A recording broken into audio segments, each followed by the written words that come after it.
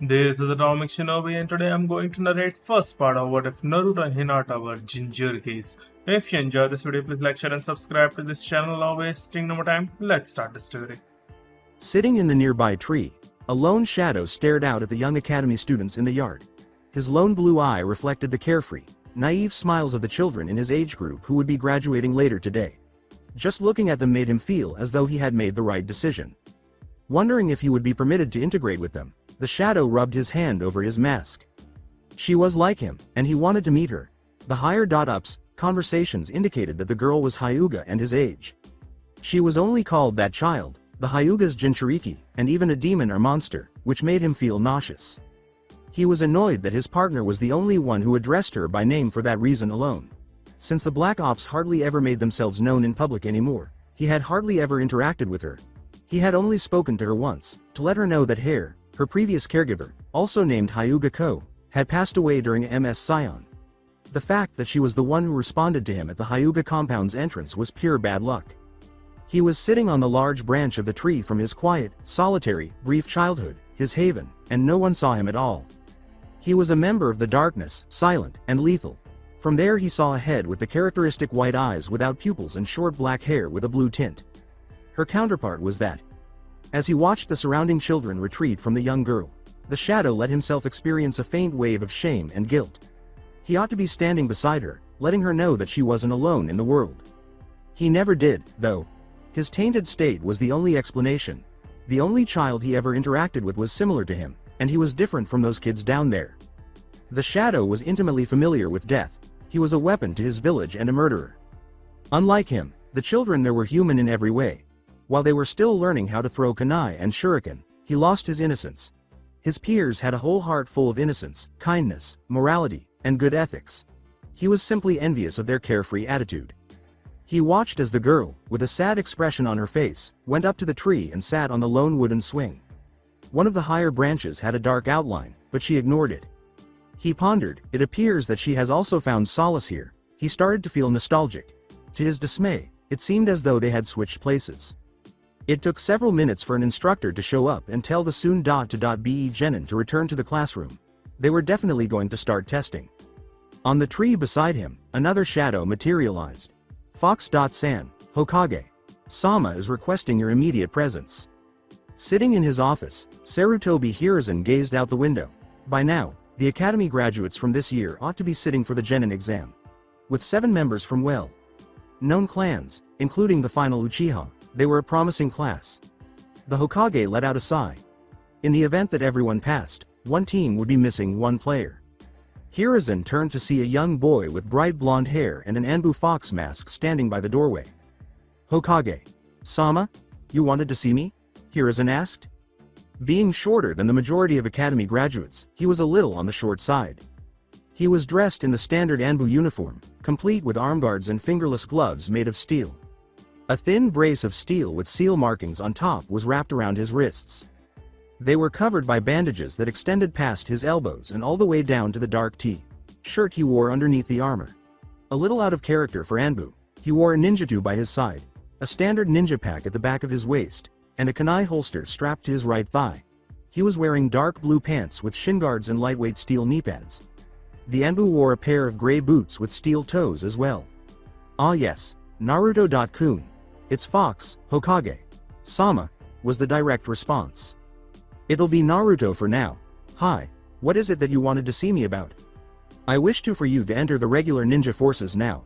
We are no longer in a critical situation as we once were 4 years ago. So I will be taking this opportunity for you to train the Jinchuuriki of the Nanabi and to get acquainted with your fellow shinobi. Nani? I believe you're ready to promoted to Tokubetsu Jo. Gomen, I don't think I'll be able to handle being their sensei. Naruto interrupted quickly. He worked by himself for a reason, he went on, even though the Sandaime was about to protest. I have my reasons and I'm sure you know about my more personal ones. As to why I'm objecting to a promotion and leadership of a genin team is because I am their age and it would be awkward to be their instructor and superior and I would like to avoid creating that barrier. If you still intend to place me on a team, I'm fine being a genin. It was accurate. No jonin sensei existed who was the same age as their pupils. Without a doubt, it would lead to some awkward beginnings in their relationship. Sarutobi was also aware of Naruto's much more private motivation for choosing to be demoted to a genin. The death of his partner during a nearly disastrous mission and the high casualties within the teams Naruto has worked with were the main causes of his guilt complex. It had more history, too, but he would not discuss it. In any case, Naruto's anxious and somewhat unstable mental state was being pushed to the limit when he took on a new team and led them with little warning. His rejection was not unexpected, but... Very well then. However, are you sure? Becoming a Jonin sensei would allow you to leave the Black Ops. If you decide to enter the regular forces as a genin, you will still be an active operator. This could be your only chance to resign for a long time. Sarutobi could see the doubt in the boy's eyes.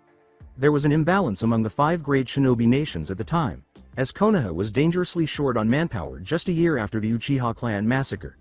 To his dismay, the precarious situation in which Konohagakure found himself necessitated drastic measures. And what a coincidence that the Kyuubi's Jinchuuriki reappeared in the Land of the Waves, a year and a half after he vanished from his adoptive home. Although Naruto had never been coerced into joining, the Hokage thought he had been somewhat manipulated. Naruto had voluntarily accepted the offer to join the Anbu after passing a survival course and 7 high B-ranked mission evaluations, leveraging the boy's altruism and the idea that desperate measures could cause some of his peers to lose their innocence too soon, as had already happened to him. He was a good fit for the unconventional methods of the Anbu division because of his unusual talent for stealth and his extremely valuable skill in Fuinjutsu. Anyone with the necessary skills to join the Shinobi Force's covert branch was not accepted into the Black Ops. The Hokage selected the majority, or another senior Anbu operator suggested them. That did not imply that they were in, though. After completing at least 3 B-rank missions or above, candidates were given a final high-level test of the evaluator's choosing. Only the most promising were aware of the hidden observer's presence, and many were unaware of the evaluation at all. This was done to ensure that the candidate's actions were sincere and not done to win or lose the evaluator's favor. The Hokage himself would approach the candidate and extend an invitation to join after they passed the test and evaluation. Then, ironically, to the Hokage's chagrin, it was all paperwork. The belief that the Anbu Black Ops were for the best of the best is held by both shinobi and many civilians. It was partially accurate. The highest-ranking individual was a captain, while the average rank for everyone was operator. It was crucial to have survival skills, with extreme awareness and stealth being vital. Peers were available to help you develop yourself and teach you everything you needed to know about dealing with the village's darker side if your skills needed some work. Whether or not someone could weigh the value of a mission and a comrade, their willingness to sacrifice nearly everything for the village, their ability to work under pressure from failure, their ability to control their emotions, and their willingness to become a tool were all factors in their selection. Almost every time you set out on a mission, you had to have the courage to face death, pain, and fear head-on without losing it. Hitaki Kakashi was well known throughout the world for his fighting skills and Sharingan. He was even more famous in the Anbu Black Ops for retiring with his principles and sanity intact. I believe I'm lacking certain qualities to be a full-time sensei or even a full jonin. It was impossible for Sarutobi to avoid feeling a little let down by his choice. Medical discharge was the only other means of departure. It was given to them in the form of crippling injuries and total mental breakdown. Resignation was also an option. They would typically have the option to leave the Black Ops at any time after a predetermined amount of time, usually 1 year. Following the Kyuubi attack, the period for voluntary resignation was extended to 3 years. Unless you were personally released by the Hokage after a medical and mental assessment, it was now a minimum of 5. Naruto had only completed the 2 years of mandatory service. It would be another 3 years before he could submit his resignation documents. So, Naruto said, "Have you decided on the teams?" He took a moment to give Naruto time to process the information before saying, "Close, but not quite. The Ino, Shika, Cho trio will be Team 10 under my son, Sarutobi Asuma. Hitaki Kakashi, your former sensei, will be taking Team 7, which includes Haruno Sakura, Aburame Shino, and Uchiha Sasuke." Even though he was the unofficial apprentice of the White Fang's son and only occasionally visited, he is somewhat of a caretaker to the young Uchiha, so it was significant for him to know. The blonde boy was given the 2 files by the Sandame, who said, if you were willing to become a sensei, you would have taken Hyuga Hinata and Inazuka Kiba. The operator used his sharp eye to look through both of them. He asked, "Both taijutsu specialists?" The Sandame gave a nod. Naruto nodded understandingly, "Yes, they would complement your unusual skill set. Since I am not their sensei, Yuichi Kurenai, a newly promoted jonin, was told, Yuichi Kurenai will be the jonin sensei." She sounded like a very capable and compassionate person, even though Naruto didn't know her well. She is a genjutsu specialist and an illusion expert, and she also appeared to have a close relationship with fellow Jonin Sarutobi Asuma. I see. Taijutsu, genjutsu, ninjutsu and fuinjutsu. You've created a formidable team. Indeed. An all-around team with 2 sensor types and 2 Jinchuuriki. Although Hinata and Kiba are in the lower half of the class, your advanced experience will compensate plenty for that. Naruto said, would you mind if I saw the other possible graduates? After shaking his head, the Hokage gave him a number of additional profiles, which he quickly went through. You placed 3 who hold high rankings in the class together on Team 7, he said. Ah yes, it was mostly experimental to see how they would work together and how much efficient they could be compared to other teams. Normally we try to balance out the teams, but since you're with Kiba and Hinata who are close to the bottom of the class and Nara Shikamaru who is actually the dead last are already in teams, we've decided that we'd do something different. Naruto replied with a grunt and returned the documents. The Hokage nodded and asked, tomorrow at noon? I'll make sure Kakashi isn't too late. Silently, Sarutobi Hiruzen watched the shadow clone vanish. Like Itachi, there were days when it was really difficult to read him. In the back of his mind, he knew that Uzumaki Naruto would significantly alter Konoha. He would have complete control over whether it was good or bad. Ever since seeing him for the first time in 5 years, it had been there. He had a spooky, all-pervading feeling that the Jinchuuriki would be the turning point in the world's history. He wasn't the hero, though. He was a picture. Perfect shinobi in any other village, a hired killer who would do whatever it took. All the Sandaime could do was regret allowing him to follow the dark path. A more sinister fate than most. He pulled out his wooden pipe and smoked, ignoring the gloomy thoughts. Time would tell. Time would tell. Hinata let out a sigh. Sakura and Ino were fighting once more. Who gets to sit next to Sasuke this time? When they realized the seat next to the new Rookie of the Year was free, they would arrive at the door simultaneously and argue over who arrived first. Sakura tackled Ino after she leapt onto the seat first. After a particular incident involving lipstick marks on his cheek and the remainder of the day being filled with murderous intent on all sides, Sasuke was very reluctant to sit next to any fangirl. He discreetly replaced himself with the child sitting next to Shino. If nothing else, he can ward off the unhealthy fangirls. Amino Iruka entered the space. As usual, there was nothing but chaos. Okay, please calm down now, he yelled. They all staggered to their seats. When Sakura and Ino looked up, they finally noticed that Sasuke was no longer with them. They sat in their chairs and complained. The team roster was put on the podium by Iruka. As of today, you are all genin. Becoming a genin is only the first step into being a full-fledged ninja. He continued by giving the annual post-graduation speech. He swiftly concluded his speech and announced that all teams were down to 6 because he could tell that some people were losing interest quickly, especially after Nara Shikamaru fell asleep right away. Then, Team 7, Aburame Shino, Haruno Sakura and Uchiha Sasuke. Hell yeah! Exclaimed Sakura. Hell no! Exclaimed Ino. Sasuke broke out in a sweat. It must have been her, out of all the graduates. Yes, Ino was present as well, but still. Shino's eyebrow went up. It was odd and nonsensical that the top graduates of this class were on the same team. He finished second in Taijutsu, just a few points behind Sasuke, but normally it would be the dead last with the top Kunoichi and Rookie of the Year to balance out the teams. Strange, huh? And your Jonin sensei is Hitaki Kakashi. Next, Team 8 will be Inuzuka Kiba and Hyuga Hinata. Your Jonin sensei will be Yuichi Kurenai. Hinata became alert. Although they had finally revealed her name, wasn't a third member supposed to be present? Kiba apparently saw this as well, as he scowled and uttered. Hey, Iruka. Sensei, who is the third member? Well, we were short a student to have full 3-man squads. So you'll have a teammate who's already a genin. Next is Team 10 with Nara Shikamaru, Akamichi Choji and Yamanaka Ino. Shikamaru muttered something about unruly women, Ino moaned, and Choji munched. Team 9 is already on active duty, so that concludes the teams. Kiba sat on a bench outside the academy with Hinata for lunch. She didn't say much and was very quiet. She was wearing a light beige jacket with a fire symbol on each shoulder and fur rims around the hem and the ends of her sleeves. She had extremely short hair that protruded like a duck's tail. Although most of it was obscured by her bangs, the forehead protector was tied around her forehead. Her skin was rather pale, and her pupils were almost entirely white with a hint of lavender. After lunch, they were supposed to be picked up by their sensei. He struck up a conversation because he wanted to end the awkward silence between them. So, I'm Kiba and this is my dog, Akamaru. You're from the Hyuga clan, right? Akamaru yelled in greeting. Hi. I'm from T. The Branch F family. He nearly missed what she said because of how soft her voice was. Right, you've got the Byakugan thingy. A super cool dojutsu, right? Hi. It's my Keke Genkai. Lets me see far away, through things and around myself.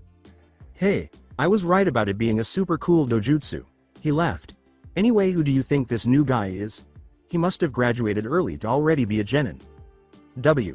Well, he could also be older than us. Oh yeah, that too. Maybe there was an extra genin or something and had to wait for us to graduate. Maybe, but Iruka Sensei said he was already a genin, so he'd probably have more experience than us. Probably, but there's no way he's stronger than me. Hinata grinned. Though it never materialized, she always wished she had that confidence. As she bit into her rice bun, her gaze strayed to a few nearby educators. They glared back at her, and Hinata drew back. Everyone in the village detested her, though she was never sure why. Well, mainly just the older children and adults. She didn't like spending a lot of time in the Hyuga compound. With hate mixed in with the usual cold stare, they were much more frightening there. Rather, she gazed at Sakura and Sasuke, the latter growing more uneasy as the former continued to approach him. Since the Uchiha massacre 4 years prior, Sasuke had been aloof and irritable all the time. However, he appeared less one day. Unconcerned and more readily opened. It was a nice change from the gloomy, moody boy. The bell rang after a few minutes. Yuichi Kurenai was waiting outside the door of the classroom where her new prospective pupils were enrolled. Since recently becoming a jonin, she had been eager to acquire a team. She let out a sigh. She couldn't enter without the new genin, who hadn't arrived yet. In addition, he arrived 20 minutes late. A gray-haired man wearing a mask over the lower half of his face and dressed in a typical Konoha uniform was dragged in by a somewhat short, heavily armed blonde with a black eye patch over his left eye and whisker-like markings on his cheek. Now, Naruto, we're here now. Can you, please take off the paralytic ceiling tag? No, because you're not going to be late by 2 hours in picking up your team without me making sure. I thought I would spare them from waiting such a long time this time. If you're going to fail them, get it over and done with. Well, that was a surprise. She assumed the blonde would be the gaki she would get, but the emotionlessness of his voice bothered her. She should have heard laughter, annoyance, scorn, or any other emotion just by saying those final words. She didn't hear anything, though. Naruto, the blonde, turned to face Kurenai. Yuichi Sensei, right? Just Kurenai Sensei for now. I assume you're my missing little genin. Hi, I apologize for being late. I've been trying to get Kakashi Sensei to come earlier than usual. Since Kurenai and the other jonin were also victims, she was aware of Kakashi's notorious tardiness and blatant excuses. Reading those sorry excuse. For literature icha porn books non-stop was another of his bad habits. Only one man, dressed in eerie green spandex, could match these habits. Kurenai found the blonde to be very impressive. She had never witnessed anyone arrive at Kakashi just 20 minutes late. Well, we should go in. No point in letting them wait any longer now. To her surprise, a brush clacked to the floor as Kurenai slid the door open. Damn it! Exclaimed a child holding a dog. She arched an eyebrow. The boy's wild brown hair was hidden by his hooded dark gray jacket, which was rimmed in dark brown fur. His eyes were slit. His cheeks were marked with red triangles, and his canines protruded slightly. Like the girl with the blue hair next to him, his forehead protector was wrapped around his head. When Naruto entered, he threw Kakashi to the ground without any fanfare and tore off a very intricate seal tag from his back. With a groan, Kakashi got to his feet and pulled out a dreaded orange book. "You're late," was yelled in rage. Kakashi turned to face the girl with the pink hair, green eyes, and the hairband made out of a forehead protector. She had on shorts underneath her red dress. There was a tall boy wearing black sunglasses sitting next to her.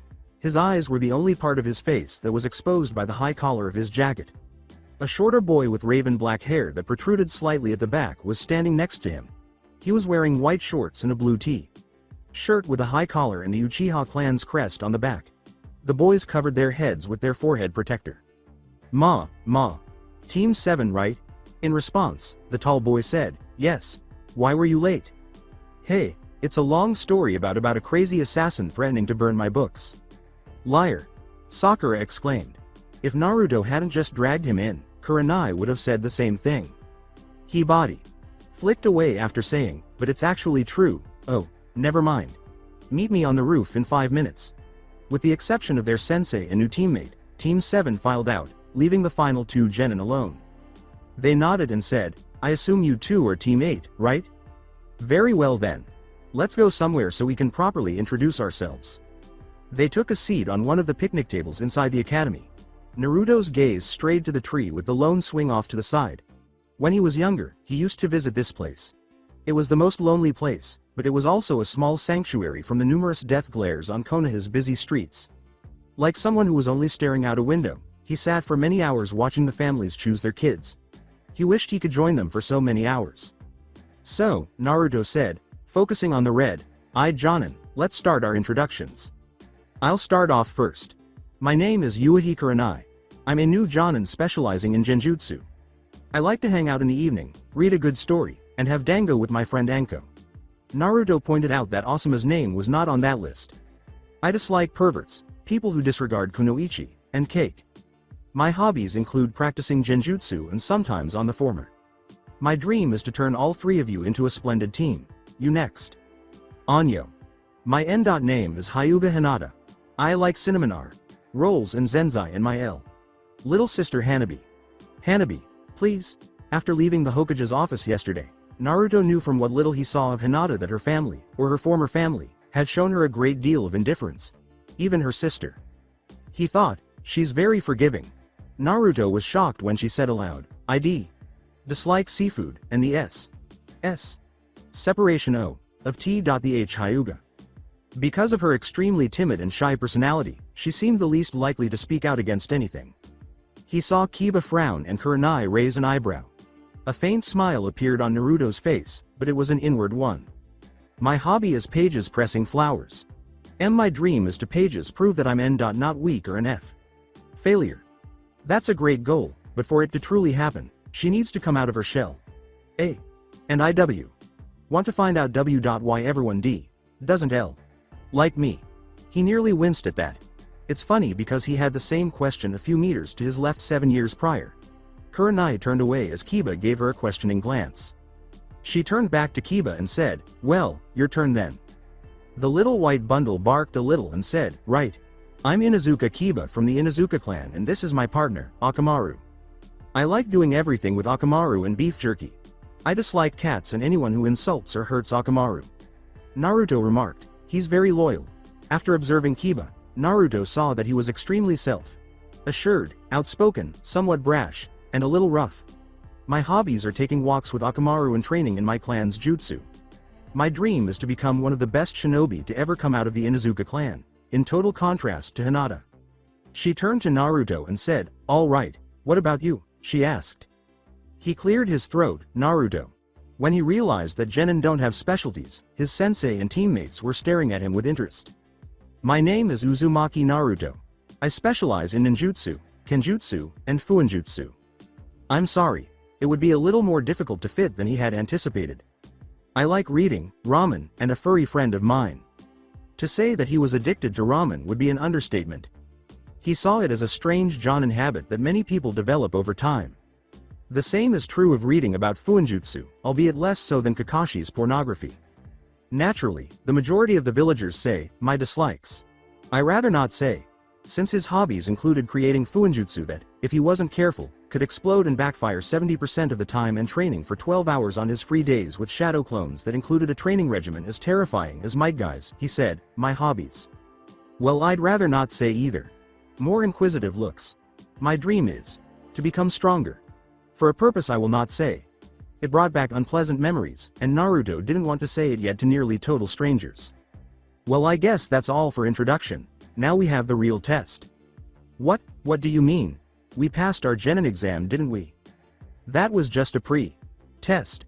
The one I'm about to administer has a 60.6% failure rate. Those who fail are sent back to the academy. Everyone else was gulping.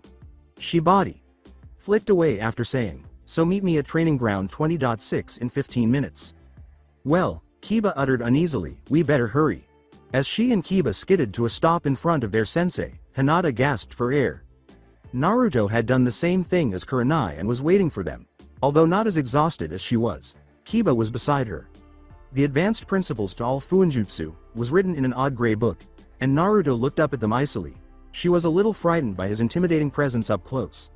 He appeared to be concealing something and was unlike any other genin. This was also confirmed by the eye patch on his left eye. "Alright," Kurenai replied. "I'll be having Naruto assess you as the senior genin. I will be giving him a 5-minute head start and you are to track him down and subdue him to the best of your ability. The time limit is until 5 o'clock. It is already 2 o'clock, so you have 3 hours." Naruto went on, "You'll have to come at me with the intent to kill." Kiba snorted and Hinata shifted uneasily. "Oh yeah? I bet I can take you down without using any of my clan jutsu?" Kurenai lectured, "Kiba, never underestimate your opponents." She suspected it would be a very deadly error against Naruto. In response, there was a small bark. Fine, but I'm definitely not going back to the academy. Let's do this, Akamaru." He nodded and asked, "So, Naruto, are you ready? 3, 2, 1, start." Naruto left a trail of dust in his wake as he ran off to the forest area. Kiba whistled. Hinata nodded and said, "That was fast. It was going to be difficult. She couldn't possibly touch him if he was that quick in hand combat." A couple of minutes went by. Although they did not pursue Naruto, they nodded in agreement. "Kiba, Hinata, you both can start now. Kiba turned to Hinata and said, "Okay, I'll pick up his scent and you can use your Byakugan to spot him." "Hi," was her firm reply. She had no desire to return to the academy. A few hand seals passed through her. "Byakugan," she exclaimed as her vision widened and turned white and black, save for the vivid blue chakra that was pulsing through Kiba and her sensei. Where Naruto had been standing, Kiba and Akamaru had started sniffing the ground. Then he got to his feet and smiled. "I got his scent. Let's go." In pursuit of the blonde, Kurenai trailed her 2 genin. Since the Hokage had summoned her to his office yesterday regarding Naruto, she had known he would be dangerous. Rewind. "Hokage. Sama? You wanted to see me?" "Ah, yes, Kurenai-san. You see, I'm going to be putting Uzumaki Naruto on your team tomorrow and I wanted to let you know so you won't get too much of a shock." The Sandame nodded and said, "The Uzumaki kid? The one who returned 2 years ago? That one? But he's not even a ninja." The Hokage let out a sigh. He took out a thick black file and gave it to Kurenai, explaining, "That's why I called you here." Her mouth dropped open as she opened it. "You let a 10-year-old become an Anbu? Konoha's military power has never been lower in any part of its history except for now. A large part of the regular forces and Anbu were destroyed in both tailed beast attacks. Naruto already had skill level close to Anbu level by the time he arrived. We needed more manpower and he would be far too ineffective as a regular genin. And unfortunately most of the council already agreed to this. So why now? Why are you placing him in the regular forces now? It has come to my attention that the Jinchuuriki of the Nanabi would be graduating. I want Naruto to help her as a Jinchuuriki. If we wait any longer, she may not be able to handle any of its power if the seal weakens. Naruto has demonstrated to me a level of control of the Kyuubi and has stated it requires a good partnership and good deal of mental contact. The seal on Hinata prevents that. Naruto is also quite skilled in Fuinjutsu and should be able to deal with any problems with the seal." "I see. What about Naruto himself?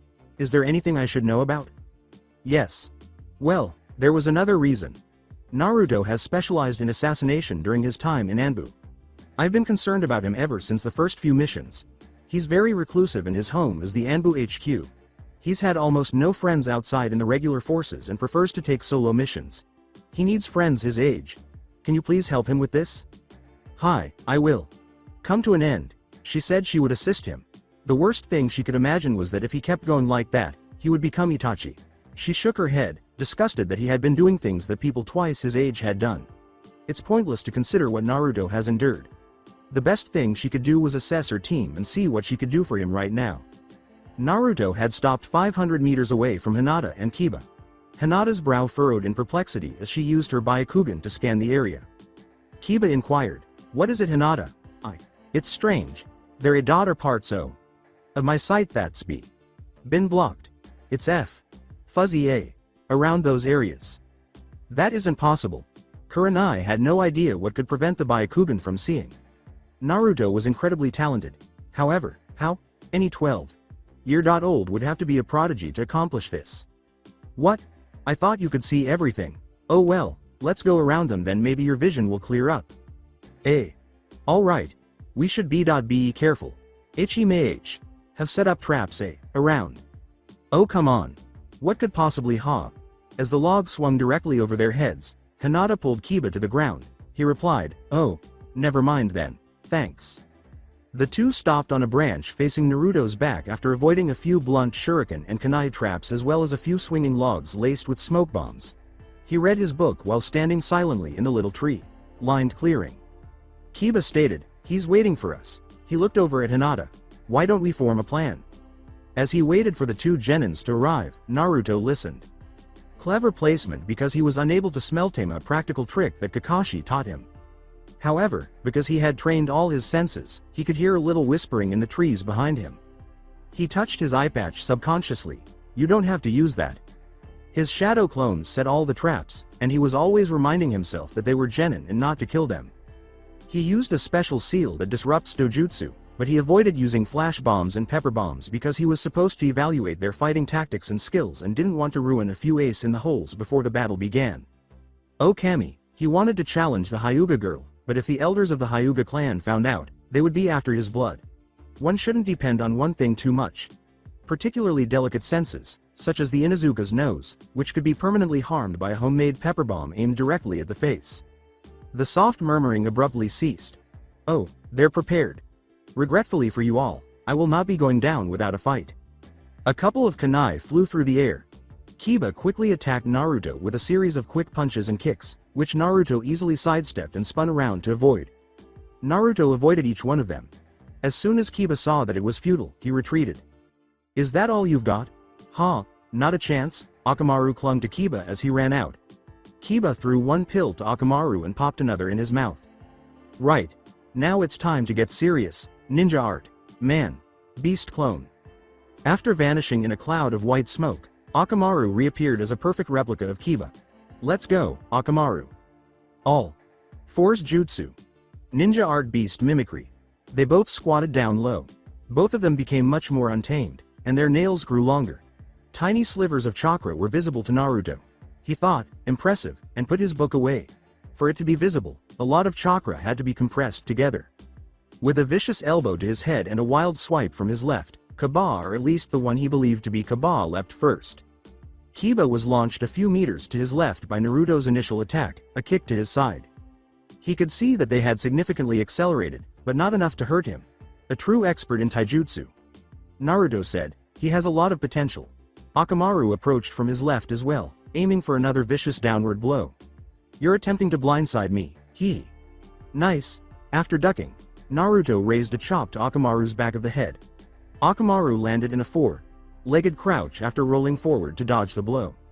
"Very good," Naruto remarked. "A fast, overwhelming, offensive taijutsu style. Wild too, but it certainly has its weaknesses. You lack defense and whenever you miss, you leave yourself open to counter-attacks." Kiba snarled. Regarding his taijutsu style, he was correct. Almost everything hinged on speed. Just before he gathers his thoughts, he temporarily overwhelms the enemy and retreats. Use hit dot and dot run strategies. However, that was not the original plan. "Hey, then we'll just have to step it up a bit. Akamaru, fang over fang."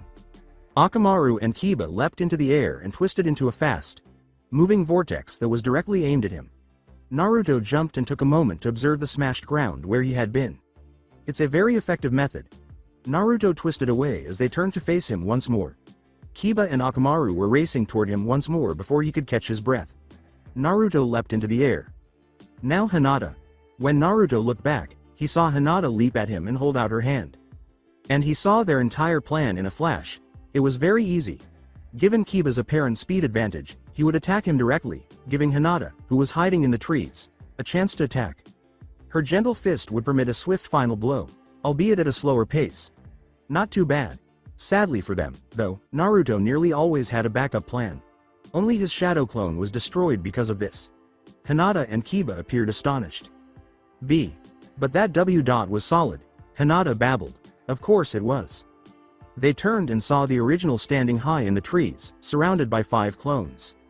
They jumped when he said, "It's called the Shadow Clone Jutsu." The subsequent altercation ended swiftly, with both of them pinned to the ground by the shadow clones. Naruto had made the decision to launch the attack without hesitation. In addition, the deadline had already passed. Naruto began, "So sensei, how did they do?" The genjutsu Kurenai used to blend into a tree was released. She approached them. Though they failed in apprehending you, they displayed good tactics and the ability to work together, putting their strengths and weaknesses together in order to coordinate a well-executed assault. So, you all pass. Hinata appeared stunned, Kiba smiled broadly, and Naruto. Kurenai thought she saw a slight smile on his face, but it didn't appear to change. "We'll meet back here for our first mission at 8 o'clock. Until then, you are dismissed. Congratulations Team 8. Back at the Anbu headquarters, Naruto was lying on his bunk and talking to his fuzzy friend in his head. One gloomy night on the anniversary of the Kyuubi attack, he had a near-death experience that led to his first encounter with the Kyuubi. Typically, most people stayed inside during the day of mourning. That day, Naruto also disliked going outside. Even worse were the villagers' stares. After a quiet dinner at Ichiraku, he was just heading back to his apartment when he was struck hard across the face by something hard. Rewind. "What was that for, you bastard?" burst out a small Naruto. Over him stood a tall man holding a bottle while wearing a chunin vest. He was clearly intoxicated. "What was that for? US should know, damned fox." Naruto did not understand what the fox was. He said the final line so coolly that Naruto gasped and retreated. "You're the one who crushed my little Aoi Chan and my wife. I can't stand who run around babbling about being Hokage. As if same one like you who murdered my furry friends and my family could be Hokage. I'd rather die." This man was taking things very seriously. His inebriated digressions were not amusing. No one had ever hit before, even though the villagers detested him. Naruto could tell that he was in a lot of trouble. The man backhanded him across the face with his hand. Naruto tried to throw a clumsy punch while half stunned. The ninja easily caught the weak punch and used his other hand to smash his empty bottle over the child's head, despite the fact that he was clearly not even close to sober. Naruto collapsed to the ground, where the man's relentless attack persisted. The military police showed up a few minutes later and took him into custody. However, the harm had already been done. Broken glass and a few spots of blood from that evening were the only things left in that alley. Come to an end. Naruto let out a sigh. His wounds from that evening weren't very nice. He suffered a severe concussion with a broken nose and cheekbone, a punctured lung, 2 broken arms, nearly entirely smashed ribs, and some internal bleeding from too many gunshot wounds to his stomach. He would have died if it weren't for Kurama. While Naruto was unconscious, he had also shown up to him in a kind of dream. There wasn't much because only the sewer and gate were visible. Behind the bars, the only thing visible were Kurama's luminous red eyes. It was a fleeting image before it vanished. "Kit, you shouldn't be thinking about that." Naruto's mental mindscape jolted him back to reality. Somehow, he had twisted the dank, dark sewer away, replacing it with the full moon and night sky, with the occasional cloud obscuring it. Even though the large steel gate remained the same, a metal cage that stretched far into the night served as the Kyuubi's prison. "I know. Bad memories are hard to forget though." Kurama snarled. Well, at least pay attention to the game." Gazing at the shogi board, Naruto saw the new maneuver. "Whoa." While offering his knight as a sacrifice, he asked, "So, what do you think of my new team?" "Weak. Though there's no question they've got the potential to go real far. Your sensei is a genjutsu user. Along with your teammates, who specialize in taijutsu and you make a formidable all-around team, not to mention the tracking and reconnaissance abilities of your teammates. A very good combination. You seem to like them. Do you not, Kit? All in all, you're a very good team." "I normally work solo." Kurama let out a sigh. He snorted mockingly, "You need to learn how to rejoin humanity." According to Kurama, Naruto's reluctance to interact with others was a lasting consequence of that initial beating at the hands of the inebriated ninja. After that, Naruto instinctively kept his distance from people. It's more like wariness than mistrust. He seemed uncertain whether they intended to harm him or make friends with him. Or perhaps he simply didn't want to take the chance of losing something that would never be able to be replaced. In addition, Naruto had spent a year wandering the elemental countries prior to arriving in Konoha. He was accustomed to solitude. He remarked, "I guess I'll get used to it." Standing anxiously outside her grandfather's study was Hinata. The man known as Hyuga Hyodo was severe and unforgiving. He and the other 2 elders decided to brand the curse seal on Hanabi's forehead and name her heir. She wasn't particularly upset with him for that because, unlike her cousin Neji, she never harbored resentment. She let out a sigh, but it only made her feel more uneasy around him. Hinata tried to calm herself by taking a deep breath before rapping on the door. She flinched at the unmistakably stern tone before opening the door and saying, "Come in." Behind his desk sat Hyodo. His pale, icy eyes stared at her. He was elderly, as evidenced by his long, gray, white hair and numerous wrinkles. However, he was by no means weak or fragile. After practicing the gentle fist all of his life, Hyuga Hyodo was extremely strong and forced Hinata to adhere to a demanding training schedule that the heir to the clan should be able to follow. She was automatically considered a failure because she was unable to keep up with it. "So, Hinata, what have you come to talk to me about?" Hinata cursed herself as her stutter got noticeably worse. "Hyodo. Sama. I have come to inform you about the Genin teams. YUT. Told M.M.Me to T. Tell you H.How I.ITW. Went B. Before IL. Left. One more thing that made her weak." His tone carried a faint undertone of interest as he said, "Well then, continue on. Me A. and M.My team H. Have passed O.RG. Genin T. Test this A. Afternoon. M. My S. Sensei is Yuahike Kuranai." Hyodo gave a nod. He didn't find her particularly problematic. Hyodo said, "M. My teammates A. Are Inuzuka Kiba," with a small frown on his face. Like the rest of his clan, that boy was crazy. Hyodo's eyes were unable to contain their surprise as he said, "And Uzumaki Naruto. Her team's Anbu Black Op." Naturally, he was aware of Uzumaki Naruto's status as an Anbu because he was a member of the Konoha Council along with the other clan heads and notable civilians. The problem with Naruto was that he was nearly identical to Uchiha Itachi.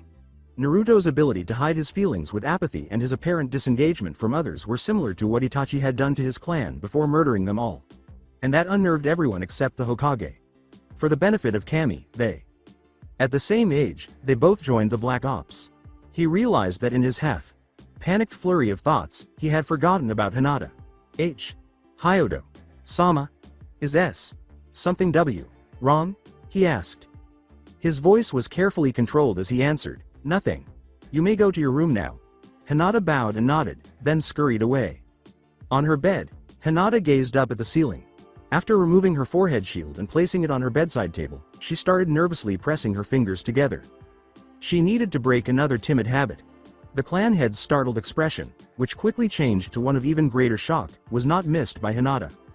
It must be terrible if even Hyodo Sama was unable to conceal his feelings. She recalled how Naruto was able to easily match Kiba's increased speed. Second only to Sasuke, the Uchiha prodigy himself, Kiba was among the top taijutsu graduates. However, Naruto hardly ever used a serious attack, and when she struck him, he poofed into smoke, indicating to her that he was most definitely not a genin. That night, Hinata couldn't sleep because she had a big question in her head. Who is Naruto Uzumaki? Kiba ate his dinner contentedly. Being a true ninja at last felt good, and tomorrow they would be going on their first mission. Well, someone's in a good mood today. Shut up, sis. You're just upset that you don't get to tease me about going back to the academy. What gave you that idea? I'm happy that my little brother is finally a full-fledged ninja, replied Inuzuka Hana. Oh, I don't know. Maybe that mildly annoyed look you had on earlier when I came back and still had my forehead protector around my head. Kiba laughed. Oh please, I bet you just got an easy sensei. She was impressed with our teamwork and our abilities. Besides, I had enough manliness to pass anyway. Hannah's water choked her. Manliness? I remember you screaming like a girl last week when I dropped that spider down your back. She grumbled. It was absolutely true. His voice sounded an octave higher than Hannah believed a boy could have. Why you? He halted suddenly as his knuckles cracked. Inuzuka Sume, his mother, was known for her evil smirk. One that promised death and a lot of suffering. This was the one clear indication to the two siblings to sit down and stop talking, or else. Their dad ran away in part because of the, or else, clause. Kiba said, heh. Sorry mom. Sume's sly smile changed to one that was a little less sly. Her son was still full of energy. The two Jinchuuriki on her son's new team were the only thing that worried her. Sume could easily describe Hyuga Hinata as gentle, kind, and sweet, despite her extreme shyness and reserve. It was impossible for her to be near a monster. She couldn't really blame him, but Naruto was a whole other story. However, she was deeply impacted by one of his statements. Rewind. It was just another busy council meeting. Inuzuka Sume had a throbbing headache 10 seconds into the meeting. The intelligence report on Otogakure's movement and significant increase in its ninja forces was just delivered by the fox. Masked Anbu. We should have dealt with the threat of Orochimaru earlier. Can't we clear him out now before this problem gets any worse? No, we don't even have enough shinobi who could go toe-to-toe with him. He's one of the Sannin for Kami's sake. Then why don't we recall Jiraiya and Tsunade and form a strike team? That would take far too long with the little manpower we have now, much less to launch an all-out assault against Otogakure. Then what about the Jinchuuriki? Complete silence. With an angry expression, Hyuga Hyodo inquired, which Jinchuuriki are talking about? Sume saw the Anbu gaze out from his mask with one intense blue eye, inquisitively. The one created 4 years ago from the Nanabi's attack. What about her? She is part of the Hyuga. I will decide what will be done with her. A Jinchuuriki is a vital addition to our forces. We simply no longer have the luxury to wait for the average genin to graduate and rise through the ranks and replenish the Anbu Black Ops and Jonin. A voice cleared his throat before anyone could respond. Hokage. Sama, may I suggest something? The Hokage, who had remained silent throughout the argument, nodded. The fox. Masked Anbu caught everyone's attention. Quietly, he said, you need a Jinchuuriki, right? Some people grimaced, while others nodded. Even though the current situation demanded it, using Jinchuuriki as weapons was a heinous act. He silently clicked the mask off, exposing the right side of his face, and said, make me your weapon. Numerous council members let out gasps. Sume recognized the whisker marks from the Kyuubi's Jinchuuriki face and thought, it can't be Sume. Before anyone was well enough to speak, the Hokage explained, the boy was brought back here in secret a month ago. It was classified as it would cause mass panic among the public. Hokage. Sama. Nara Shikaku began. He had volunteered before to act as a weapon for the good of the village. That is why he stands here today with that mask. Danzo said. Sume winced. Due to the lack of active shinobi, Danzo completely integrated his root division into the standard Anbu. Since he would rather kill than compromise, she didn't like his extreme methods. He collaborated closely with the Hokage these days. Naruto remarked, I had no idea there was another Jinchuuriki. Sume, who was seated closest to him, said, a year after you left, pup, there was another tailed beast attack. Slowly, he nodded. Then he whispered so softly that it was nearly inaudible to her sensitive ears. May she never become like me, come to an end. She was deeply troubled by that one sentence. Sume gave it a lot of thought. She concluded that it was the loss of childhood, innocence, and possibly even of himself. For one Uzumaki Naruto, it happened much too quickly. Seeing her own children experience the same thing would be frightening. Oh well, Kiba still has a few years to go before that point. For most of that to occur, Hana doesn't actually spend a lot of time in the regular forces. Naruto got to training ground 20.6 early. He was eager to use his shadow clones to practice his ninjutsu. He was getting restless from the slow pace. However, he most likely would have carried out another A-rank murder at this very moment. With a sigh, he took out a big blue book. Formula Basics to Chakra and Blood-Activated Seals was the title of this one. Though it was so intricate that the typical shinobi would assume it was written in a different language, it was basically about blood seals and seals that use chakra to activate their usage. It would be considered gibberish by a civilian. When he first began training, Naruto would fail some of the easiest jutsu. Cough. Cough. Clone jutsu. Cough. But he had no trouble with seals. It was simply because he was an Uzumaki like them, according to his older cousin. He was also his father's son, according to his aunt and uncle. Yes. He was aware that he was the son of Uzumaki Kushina and Yondaime Namikaze Minato. Due in part to their poor secret keeping skills and primarily to their awareness that secrets could backfire on them like a single, large, faulty explosive tag, his mother's family didn't keep secrets. Since it was unexpected to see someone other than the Hokage grinning at him, Naruto was initially leery of them. By disclosing the secrets, they were able to win his trust far more quickly than they would have otherwise. Naruto looked up from his book and into Hinata's beaming face, saying, "Gee, good morning, Naruto-san." He answered calmly, "Good morning to you too, Hinata-san." Naruto was sitting leaning against a tree when Hinata took a seat on the grass across from him. She twitched her fingers uneasily. She could still clearly picture her grandfather's response. She wanted to learn more about him, but she thought that given his reserved nature, it would be impolite to do so. Naruto abruptly said, "You know what, Hinata," and he closed his book. "Why don't we spar for a bit? I didn't get to see your skills in the evaluation." "Huh?" Hinata asked, looking up in surprise. "I just want to see what you can." We are teammates now, so we should get to know each other's skills to work together better. Naruto replied. Although they were teammates, Naruto had to assess her abilities if he was to assist in her training. Alright, was her quiet response. With trepidation, Hinata stood up and leaned back into her gentle fist position. The Hyuga clan had a unique style called gentle fist. However, by letting the user see the inner coils that carry chakra throughout the body, it made the most of the Byakugan. A Hyuga could then use this to target and attack their opponent by channeling chakra into their body and using it to harm the coils, which would also harm the internal organs. This style could be extremely harmful with even the smallest touch to the torso. Well, Hinata, Naruto said, slipping into a new taijutsu position. Hinata wasn't certain, but he seemed to insist, don't hold back. Even with your gentle fist. Naruto gestured for her to initiate contact. Hinata sprang forward and struck him in the shoulder with her palm. Pushing her wrist away, he parried it and kicked her in the stomach. She crashed into it and fell back to the ground, unable to halt her momentum and turn away in time. She was exhausted and found it difficult to return to her position. As Naruto launched the attack, Hinata prepared herself, as she frantically attempted to dodge his barrage of lightning. Fast jabs, some of them managed to get through her defenses. When she attempted to step, Naruto switched into his attacking stance and purposefully positioned his own foot behind hers, hooking her foot in the process. Hinata tripped and would have fallen if Naruto hadn't grabbed her jacket collar. He yanked her back into position. Hinata cast her gaze to the floor. Having already lost so easily twice, she was pitiful. As Neji.ni.san says each time she loses a spar, perhaps she should just give up now and accept her fate as a failure. Perhaps she should just. A reassuring hand clamped down on her shoulder. As Naruto put it, don't worry about it, Hinata. It doesn't matter where you are now. What depends is your will to get stronger. The weakest shinobi can become the strongest with hard work and dedication. I believe you can become one of those shinobi. Hinata stared at him. She never heard anyone say anything like that. She was shocked when Naruto did something she never expected him to do. He laughed. He twitched his nose and said, I had to get used to praise too, Hinata. We're very similar, you know. Looks like Kiba is here. Kurenai had been watching silently from afar. When Naruto chose to spar with her, she was concerned, but that quickly subsided when she saw how much he held back and realized he was afraid of hurting her. Her face lit up with a smile. It appears that he is not as heartless as I initially believed.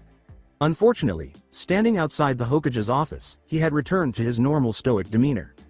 One of the Chunin assistants said, Team 8, then Team 8 entered the room and said, the Hokage is ready for you. The new Genin's reaction to accepting D-rank missions was something Sarutobi Hiruzen was mentally preparing for. Some of the loud ones might be extremely loud. So, said the Sandame, snarling. Which D-rank mission would your team like, Kurenai.san? There's babysitting 5-6-year-olds for 4 hours, weeding a client's garden and painting their fence or tracking down Tora again. Then came the Genin reactions. Hiruzen could already see boredom seeping into his eyes, but Naruto showed no reaction at all because he already knew about this, which was good. Hinata took a look. Feeling relieved. Kiba was perplexed and probably wondered why they were doing housework. He asked, huh? Is that it?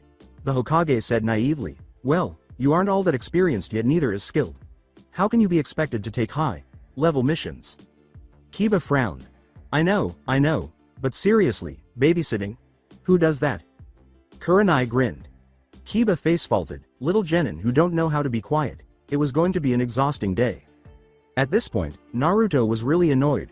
The babysitting was really bothersome. The children were constantly complaining, fighting, and playing tricks on the ninja after Kurenai left to assist with something. Being a prankster himself, Naruto was able to avoid the majority of them, but his teammates had little luck. Hinata only received a few buckets of water thrown at her because she had the less destructive of them. Akamaru and Kiba suffered the most. In some way, Akamaru became stuck to a whipped cream covered toy truck. Through the use of multiple tripwire traps, the children were able to force Kiba to chase them around the house before leading him outside, where he was doused in mud. The first rule when fighting a prankster is to never get angry and to carefully plan your retaliation. It seems that Kiba lacked the patience to do so, which ultimately caused him to fail. While waiting for Kiba to calm down after taking a pie to the face, Naruto chose to read his book on Fuinjutsu. When he discovered his pocket was empty, he reached for it. Damn those children, with a frantic thought, he hurried to the restroom. His old prankster instincts told me it had something to do with the toilet, but I'm just speculating. In contrast to hidden paintballs involving storage seals. The pranks they pulled were, as far as he knew, fairly straightforward and predictable. Just as his book was about to fall into the water, Naruto slammed the bathroom door open after flying up the stairs. What a treasure the book was! Nearly every intricate book on Fuinjutsu was taking into account some of the information found within. Ah, so close, Naruto scowled at them, attempting to hide his desire to kill. All it was likely to do was warn the neighbors and provoke a riot among them. It has the potential to be very powerful after working with Kurama and completing numerous high-level assignments. With the most composed tone he could manage, Naruto declared, "All of you upstairs now." He peered out the window. Hinata continued to try to soothe Kiba and find a method to get Akamaru away from the toy truck. Naruto closed one of the bedroom's doors firmly. The children's eyes were disappointed as they gazed at him. Without a doubt, the last one had come the closest to capturing him. He gave them a scowl. Everyone shook their heads when asked, "So, do you know what torture and interrogation means?" Probably too sophisticated vocabulary, he thought. He paused for impact before saying, "What it is." And then, for the first time in a long time, he smiled evilly. They all gaped at him as he said, "Is the ability to make your worst fears come true." Although it was a component of torture and interrogation, that wasn't always the case. "You're a liar," exclaimed one of them. Not really, but he was skilled at causing pain and getting information out of people. "I'm not lying. It is quite true and I'm very good at it." He wasn't quite as skilled at mind games as Morino Ibiki was. "All the monsters you fear in the dark and all the worst nightmares you could think of can become real in this room right now. If you take another step out of line, I will show you exactly what I mean." And he chose to appear as imposing as possible. They closed their mouths and went very pale, so it seems he was. "You may leave now." They hurried out the door and spent the remainder of the day acting like angels. Kiba was completely taken aback. He nearly pleaded with Naruto to share the key to his success with him. Naruto merely informed him that his personality was not suitable for it. Despite Kiba's protests, Hinata secretly believed Naruto was correct. Slowly, the week passed. To find out if Kakashi had failed another team, Naruto went to see him. To his astonishment, Kakashi revealed that they barely passed. He demonstrated some taijutsu techniques to Hinata during Team 8 training sessions, assisting her in refining her gentle fist and offering advice in spars. With his assistance, she quickly got better. In order to improve his defense and speed as well as fix errors in his jutsu, Kiba also sought out tutoring. Despite having very different personalities, they got along well. Kiba and Hinata were particularly interested in Naruto's past. He never mentioned his family or himself.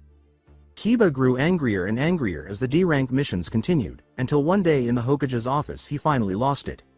"Come on, enough of this bullshit, can we have a real mission now?"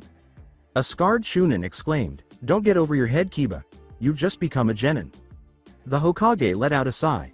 "Iruka, why don't we just let their sensei decide?" Kurenai paused to reflect. They already worked well as a team and were far more proficient than some genin.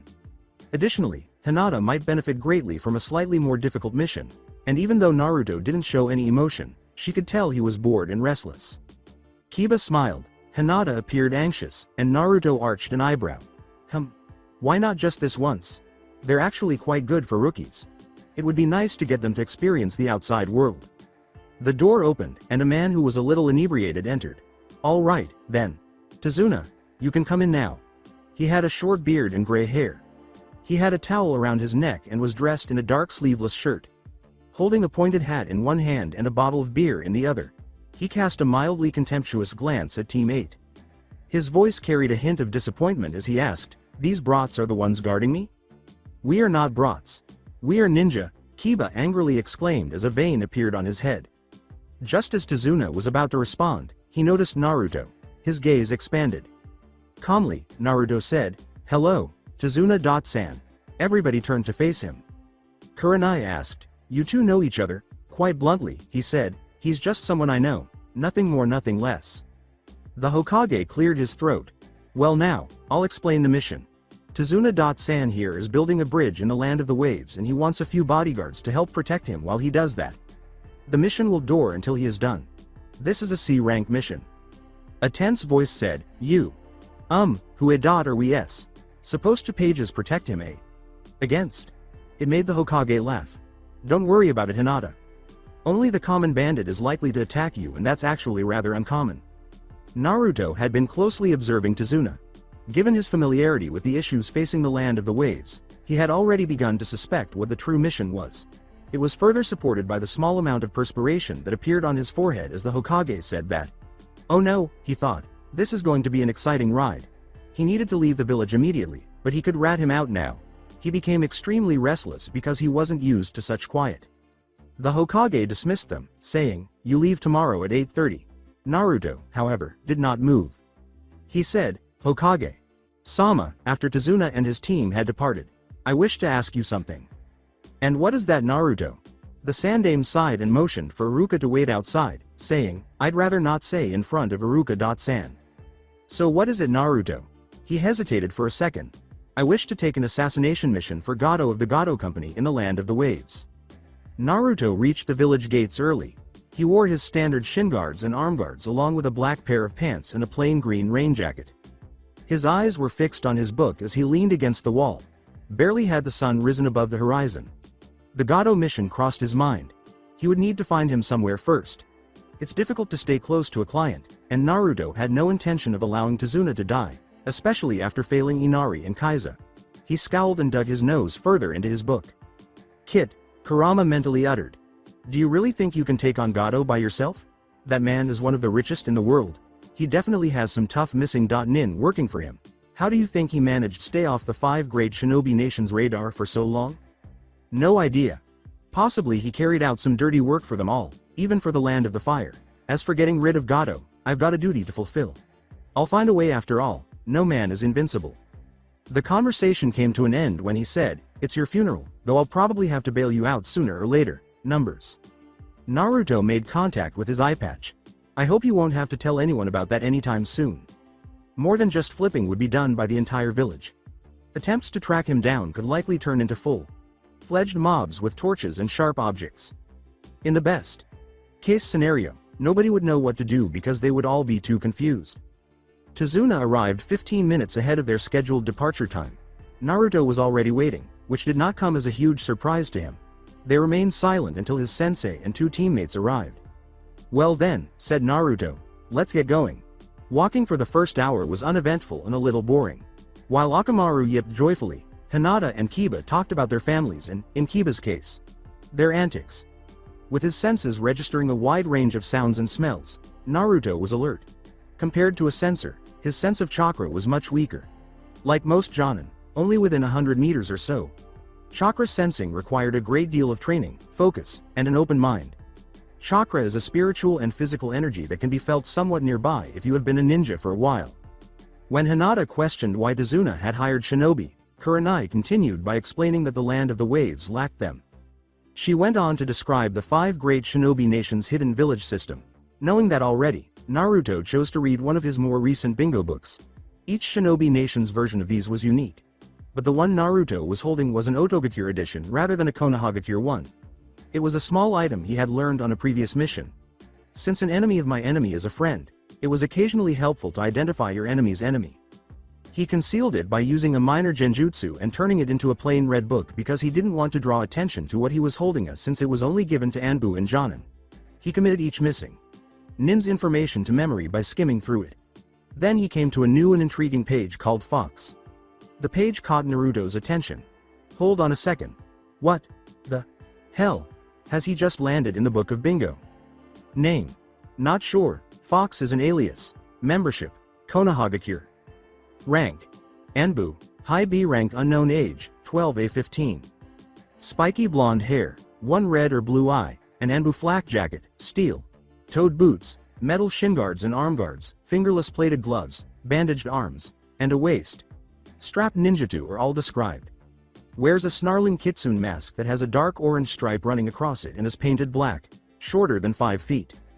Jutsu: proficient in Fuinjutsu, Shadow Clone Jutsu, at least 2 nature transformations, and Kenjutsu.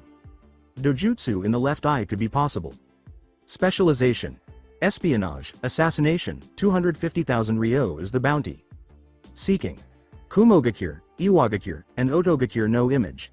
That was a lot of information, damn it. Naruto reflected on all of his previous missions. Well, he thought quietly, there might have been a few witnesses. He rarely used a few jutsus in assassinations, so the page was still lacking. He let out a loud sigh as he considered how to shed his notoriety. However, he was flattered to be valued at 250,000 ryo and a high B-rank shinobi at the age of 12. Before an odd puddle appeared by the road, another hour passed. Immediately tensing up, Naruto lightly touched his ninjutsu's hilt. Kurenai's wary gaze indicated that she was also on guard. Tazuna failed to recognize the danger, and neither did Kiba or Hinata. Two ninja wearing Kirigakure forehead protectors slowly appeared as they passed the strange puddle. They attacked the Jonin with spiked chains at the same time. Naruto spun around and threw his sword, nailing the chain to the ground before they could wrap it around her. Gritting their teeth, the two ninja unhooked the chain that was fastened to them via the bulky gauntlets. One of them yelled, "Maizu, get the bridge builder. I'll hold these two off." Kurenai commanded, "Kiba, Hinata, protect Tazuna." The two had been motionless in shock, but they overcame it sufficiently to form a protective formation in front of him. Kurenai faced her assailant. With his gauntlet as his primary weapon, the ninja launched a full-scale attack. Kurenai ran through several hand seals and retreated. Demonic illusion. Tree binding death.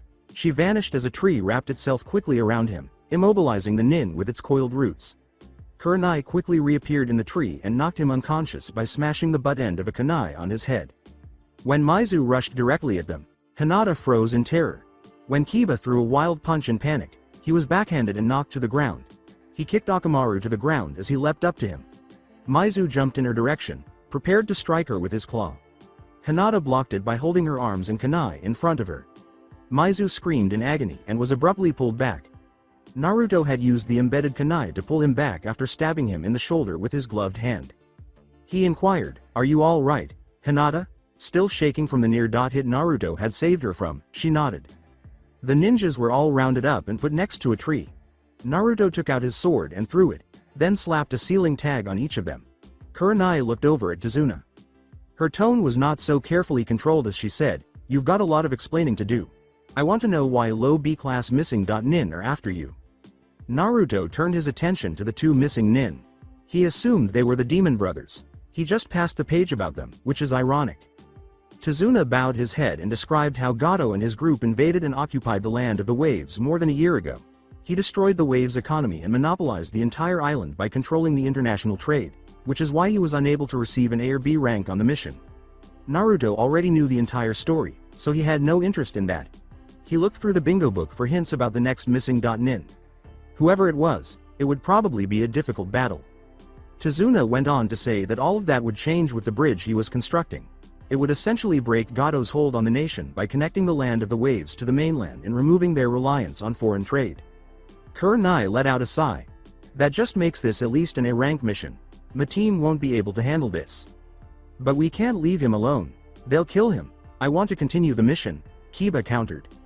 Kurenai started to protest, but Tazuna interrupted. He's right. I'm the master bridge builder.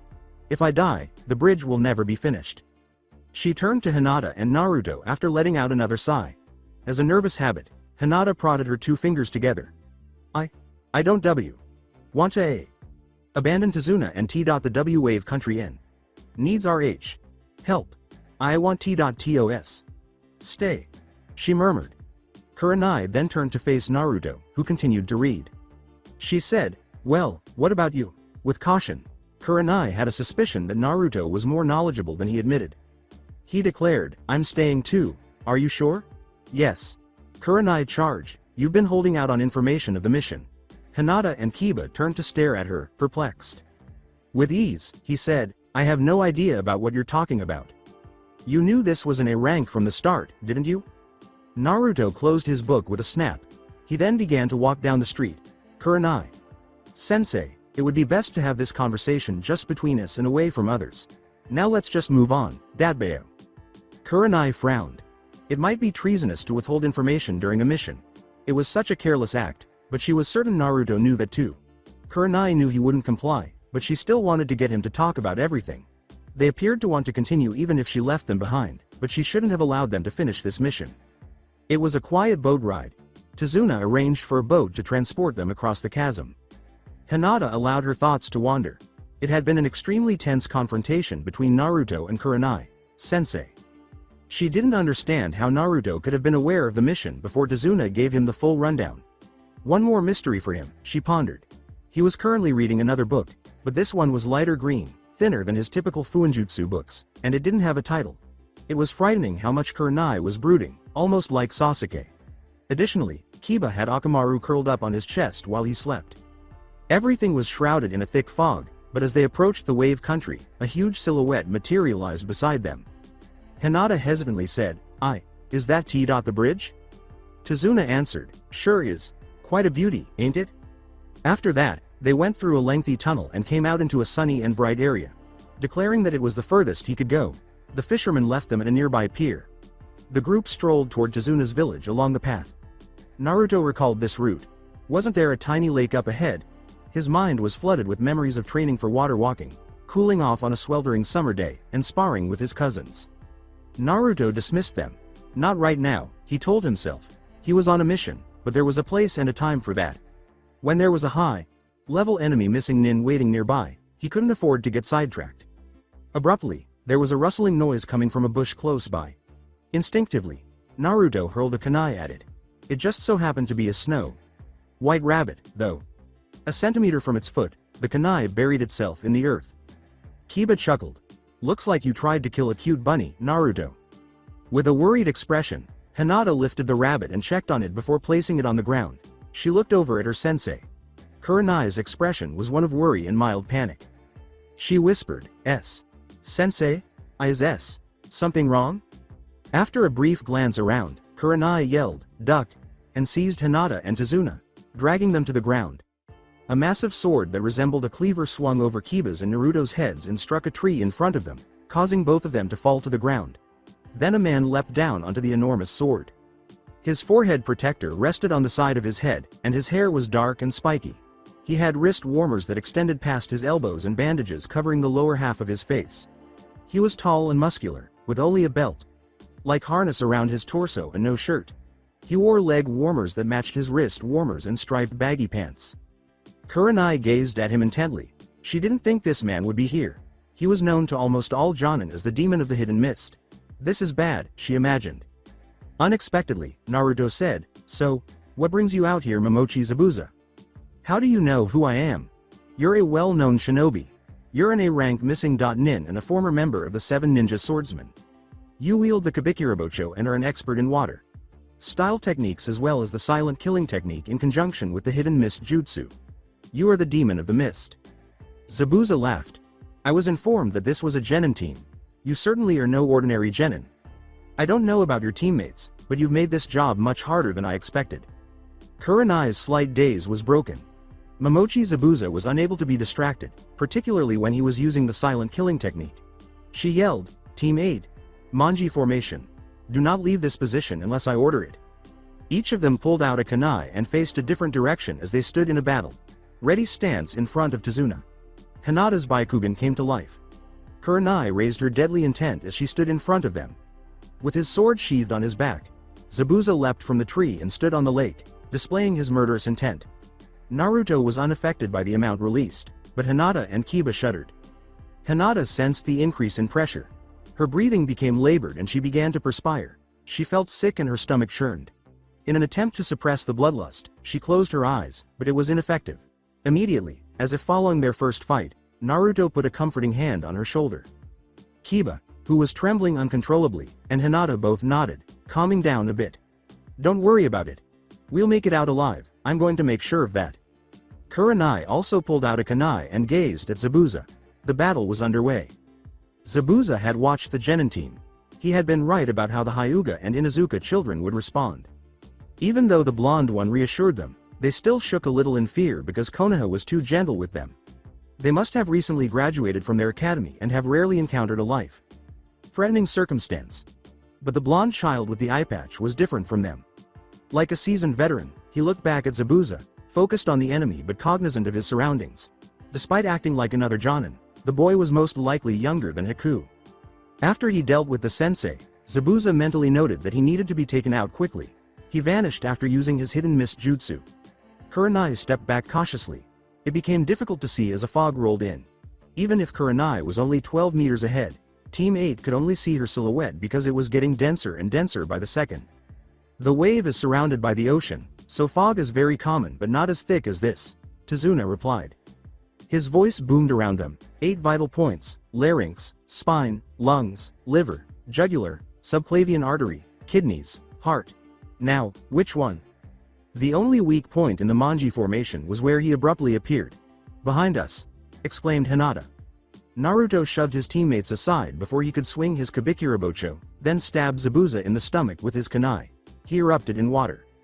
He exclaimed, "A water clone! Kurenai!" The sensei lowered her defenses, Zabuza noted. Her image faded as he jumped forward behind her and swiped the Kabikirabocho horizontally across her. Genjutsu, he realized as he was restrained by tree roots growing on him. Kurenai pierced the neck of a kunai, and the water clone scattered. One more, she managed to sidestep and turn before being cut in two. Zabuza spun around and kicked. It went through her. Genjutsu once more. After swiftly dodging a flurry of shuriken and kunai, he jumped back onto the lake and started to form hand seals. 4 water clones erupted with the words, "Water style, water clone jutsu." They all vanished into the fog. Kurenai retreated from the edge of the lake. Zabuza had no earth style jutsu to give her an advantage, and water was unquestionably her domain. Kurenai was out of her team's line of sight as the fog grew thicker. She cursed. This is terrible. The matchup was awful. With his clones all around him, it was challenging to target the original. If she chooses the incorrect one, she might be vulnerable to assault. It was unlikely that she would survive, but perhaps her team would. She yelled, "Run!" in the hopes that they would hear her from wherever they were. "I'll hold him off long enough for you to escape." I heard Kiba say, "No way sensei, we won't abandon you." It was not far away. "Just go. You'll never be able to defeat him." The words, "B. But Kurenai. S. Sensei," were stuttering. "Now, take Tazuna and go." Kurenai. "Sensei," Naruto said calmly this time. Kakashi. "Sensei told me that people who break the rules are scum, but those who abandon their comrades are worse than scum. Besides, it isn't possible to escape after he's done with you. He'll catch up anyway." Kurenai swallowed hard. Her genin were simply too unyielding. Hinata yelled before she could respond. "Sensei, I in front of Y.U." As the enormous cleaver swung through the air, she leapt back. A second cleaver then swung in her direction. After avoiding it by ducking, she turned and threw a kunai at the water clone. It scattered, creating a big puddle in its wake. Kurenai turned once more and discovered that the other water clone was also in a puddle. With his sword sheathed, Naruto stood behind it. Kurenai nodded her gratitude and said, "I thought you'd need a bit of help." "Aren't you with the others?" Kurenai's eyes widened as she said, "Of course I am. I wouldn't leave them to defend themselves alone against him. Obviously. A clone of the shadow." She became aware. "I'll take on Zabuza now. You are obviously outmatched with his water clones everywhere. We eliminate the clones, then give you a clear opening for your genjutsu." And the clone fled. When memories of his clone flooded through his mind, Naruto knew when to start. He refrained from attacking right away because he wanted Zabuza to expend more chakra before attacking. Naturally, things became a bit too risky to continue to sit around. It was time to attack. "Guys," he said, "I'm gonna go on the offense now. Watch Tazuna's back." "What, you're going to take him on?" exclaimed Kiba, looking rather taken aback. He was crazy. Naruto wouldn't stand a chance if he could match his sensei exactly. Naruto, though, was unique. "Don't underestimate me, Kiba." Naruto performed a basic series of hand seals. Wind style. Great breakthrough jutsu. Most of the mist was blown away by a tremendous gust of wind that blew out of his mouth. Zabuza and a couple of water clones were still standing on the lake. Interesting. Wind nature is rather rare, even rarer when a genin can perform it. Zabuza agreed. "Hell, this is going to be a close battle." He pondered, "I wonder if I should have let Haku join in the first place." AT. Shaped hand seal was thrown up by Naruto. Shadow clone jutsu. 6 copies of the same thing appeared. While the original and the other 4 raced toward the lake, 2 remained with the team. Kiba and Hinata gaped. They were solid clones. These were him. Whereas the typical clone jutsu was just a picture. Is this the same jutsu that he used to beat us in the forest? Kiba pondered. One of the water clones was engaged by each clone. In the middle of the lake, the original ran directly for Zabuza. The original Zabuza assumed a kenjutsu stance of defense. The child moved quickly. Zabuza attempted to draw his Kabikirabocho in time, but the child slashed his chest with his sword more quickly. To avoid it, he leapt back in time. It was clear that the boy was skilled with a sword. Even though it was a simple move, Striking someone with a sword unsheathed could be fatal. Zabuza retorted, but it was persistent. Except for a handful of his former 7 ninja swordsman colleagues, blocking his enormous cleaver was, of course, the last option for practically everyone. The remaining shadow clone left to help its fellows, while one of his water clones was already dead. The roles had been reversed, and Zabuza clenched his teeth. He deflected another blow. The boy's technique was recognizable. Where had Zabuza seen it before, he was certain. Stay focused, he told himself. You should not take the boy lightly. They both took a brief break. Zabuza spat out several hand seals in a hurry. Water style. Water clone jutsu. There were 3 more clones. He was running low on chakra, damn it. The next jutsu had to be meaningful. He was being supported by 2 of the blonde's clones who had defeated the others. Zabuza started searching through the jutsu's numerous seals. A portion of the sequence that Zabuza went through was familiar to Naruto. The water jutsu was strong. He stepped back a few paces after finishing the water clones. He was accompanied by his own clones. Naruto didn't need to give them instructions. Zabuza completed the final seal. Water style. Water dragon jutsu. Above his head, 4 great arcs of water swirled out of the lake. A strong air vortex was created when they collided in midair. A fierce dragon's head was formed by the vortex's end. Before it launched itself at the blonde, it roared and twisted high in the sky. A tiny red storage scroll was extracted from the original Naruto's weapon pouch by one of his clones. A much larger blue scroll appeared when he opened the first storage section. When the other clone caught it and opened it, a single, intricate seal was visible.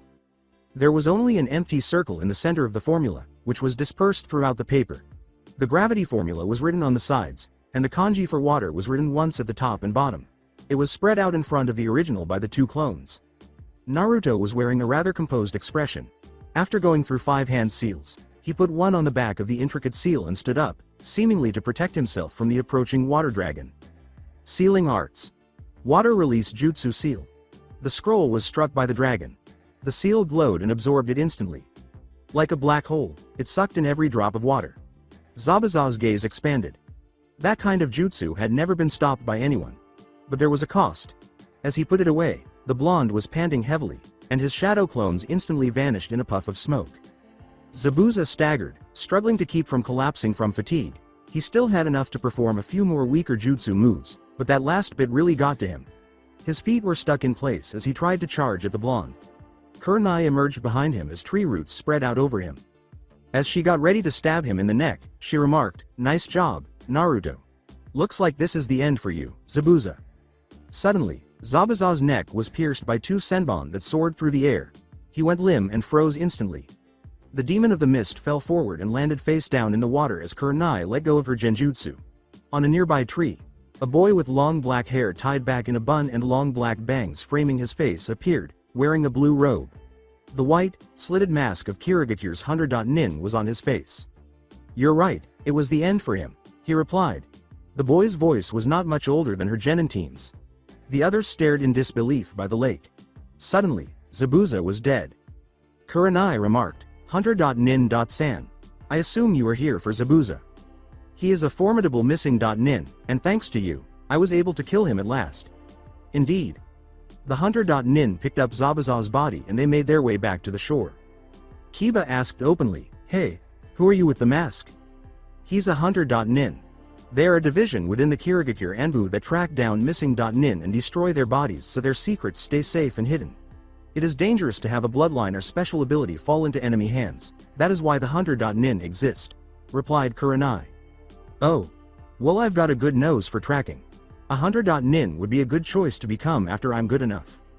The Hunter.nin Corps are an exclusive part of Kirigakure. It's only our Anbu that does stuff like that." The Hunter.nin said, "Pardon me, but I have to go." Then he zipped through the trees. The thought struck Kurenai as strange. Shouldn't they dispose of the body right away? Kurenai gave a headshake. "Let's put that out of our minds for now. I don't think Naruto or I will be able to handle another fight so easily because we're all pretty tired." Naruto stumbled a little and panted. As usual, his seal really sapped his chakra, but he eventually gained a useful jutsu. Kiba approached and supported him by putting his arm around his shoulder. He gave Naruto a smile. Naruto grinned wearily and said, "Damn. That was awesome, Naruto. You got to show me that sometime so I can kick some ass too." Kiba was much like the person he used to be. Hinata grinned as well. glad that no one was gravely injured. My village is nearby. It won't take long to get there, Tazuna replied. Kurenai answered, might as well get going then. By the time they arrived, it was sunset. It was difficult for Naruto to stand up. He was totally smoked, and it takes a lot of energy to use that kind of advanced sealing jutsu. Naruto's mind was racing, but he couldn't help but question the hunter. Nin.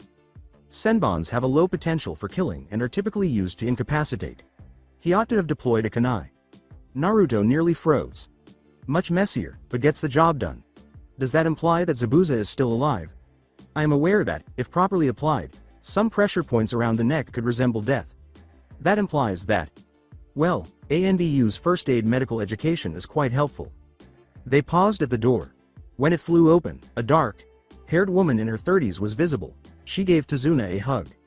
Father, you're back, and they sent some shinobi with you. He took a step back to reveal them, saying, yes, they did. Come and meet them, Tsunami.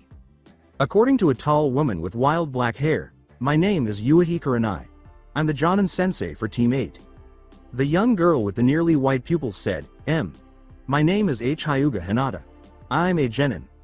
A boy with a feral appearance and a white puppy with brown ears on his head said, my name is Inuzuka Kiba, and this is my partner, Akamaru. I'm also a genin. Tsunami couldn't see the face of the blonde boy next to him because he had his head down. Then he looked up with a sigh. Tsunami couldn't contain her astonishment as she exclaimed, Uzumaki Naruto. Naruto-kun, you came back. What? Ni. Sans back, a voice from behind her said. Beside her, a young boy emerged. On his head he wore a big gray hat with 2 blue stripes. He was dressed in a yellow t-shirt and bluish-green overalls. He yelled, Naruto, and gave him a hug. The other members of Team 8 gave them a startled look. To Tsunami's surprise, Inari's tone was devoid of any malice. Ni-san, it's been 3 years since we've seen you. Where have you been? She had anticipated that Inari would be furious with him for leaving the wave country. Naruto patted Inari's head and apologized, saying, I've been busy. Naruto also appeared to be anticipating that she would say, you've grown up a lot since I've seen you. Tsunami turned to face the stunned Team 8.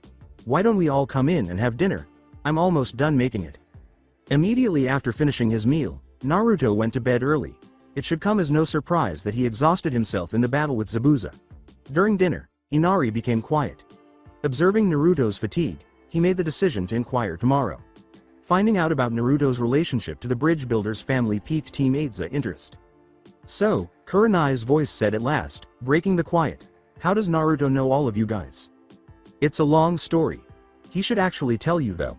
Naruto-kun used to live here a while back. Tazuna replied. Startled, Kiba exclaimed, what? But he's a leaf shinobi. Don't all shinobi come from their own villages? He was giving Akamaru some of his dinner. Actually, Kurenai said after pausing. Kiba's eyes widened as she said, he really did live in Konohagakure. But we never met him or probably even seen him in the academy or outside it. Oh, he was really young when he did leave. I heard he got adopted to some people who lived outside the hidden leaf. Hinata inquired, who did he get adopted by? Family relatives from his mother's side apparently. A real rowdy bunch but very friendly, Tazuna responded. Kiba inquired, so what happened to them? The room fell silent. Quite quiet. Tsunami then spoke. Only Naruto-kun can tell you that. It is not our place to speak freely of it. It was obvious to all of Team 8 that it was nothing positive. It was evident from the way everyone's faces dropped. After setting down his fork, Inari ascended the stairs to his room. He experienced the same thing that happened to Naruto. That just reminded me of Naruto, who was loud, a little dumb, and always smiling, and of his father Kaisa's passing. Naruto was sitting on the windowsill when he slid his door open. As he entered his room, he exclaimed, Naruto.ni, what are you doing in my room? Didn't you go to bed? Naruto turned his gaze to the window. I just want to apologize for not being here when they killed your dad. I should have been there to stop them and protect the wave country, my homeland, just as my clan had done for many years. I was weak for running away, and you paid the price. For that, I ran away. Naruto.ni, I'm not mad at you for running. You were just lost and you had to find your way back. I'm not blaming you for that. Inari replied quietly. Because he lost his father, he could relate to Naruto's suffering. Soon after witnessing Naruto get lost, he experienced the same emotion. After what transpired, he could never hold Naruto responsible for his absence. Inari approached and gave him another hug. Naruto tensed up and then relaxed. It was consoling. "Why did you come back if you're only going to die? Gato always wins," he said with sorrow. Naruto hugged him back.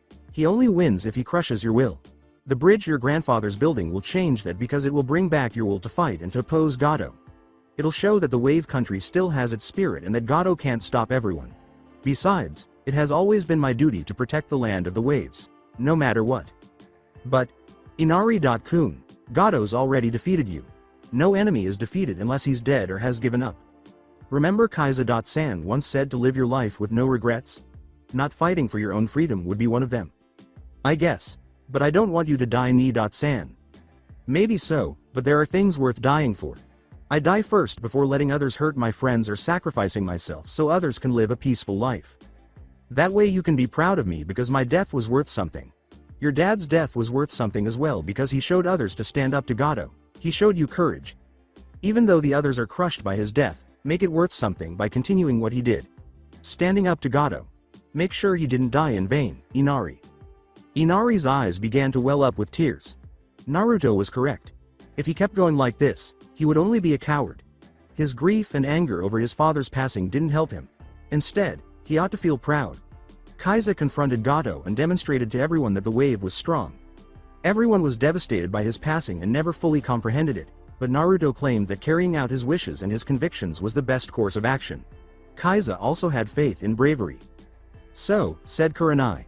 In the adjacent forest, Team 8 stood in a tiny clearing. Their sensei had made the decision to train during the quiet period. Early that morning, Naruto had told her about his misgivings regarding the hunter.nin. She had her own doubts, it turned out. "Today we will be climbing trees." Naruto nearly gave an eye roll. He chose not to take any action despite the fact that it was such a deceptive way to say it. Sensei, I've been doing that since I was like 6. Kiba replied. Akamaru also yelled. Hinata and Kiba appeared a little perplexed when Hinata said, "I meant climbing them without any hands." "Here," added Kurenai. "Let me explain. Tree climbing is a chakra control exercise and is a little advanced, but once you get it, it will be easier to control your chakra." "But sensei, why should we learn to control our chakra? I mean we can already use jutsu and stuff," Kiba replied. Kiba gulped at the part about it blowing up in your face. "It will be easier to use your jutsu without wasting chakra.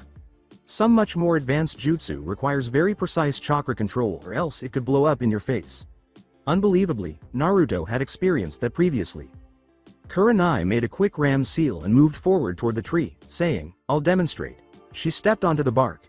It stuck, and she kept going up until she was hanging upside down from a branch. She each threw a kunai to Kiba and Hinata. "Use the kunai to mark how high up you make it. Naruto, you know this exercise, right?" He grinned. There was a hint of danger in her voice as she said, "Well then, you can go supervise Tazuna. Afterwards, I want to have a little talk with you." Not wanting to chance his sensei getting angry, Naruto body flicked away. Kiba turned to face Naruto, who had just been standing there. He thought, "Damn, wish I could do that." Hinata gasped with fatigue. She only covered a few meters of ground before losing control and falling to the ground because her chakra was constantly changing so much. In order for the feet to adhere to the surface, Kurenai had demonstrated to them how to direct chakra towards the feet and keep a constant balance and flow of chakra.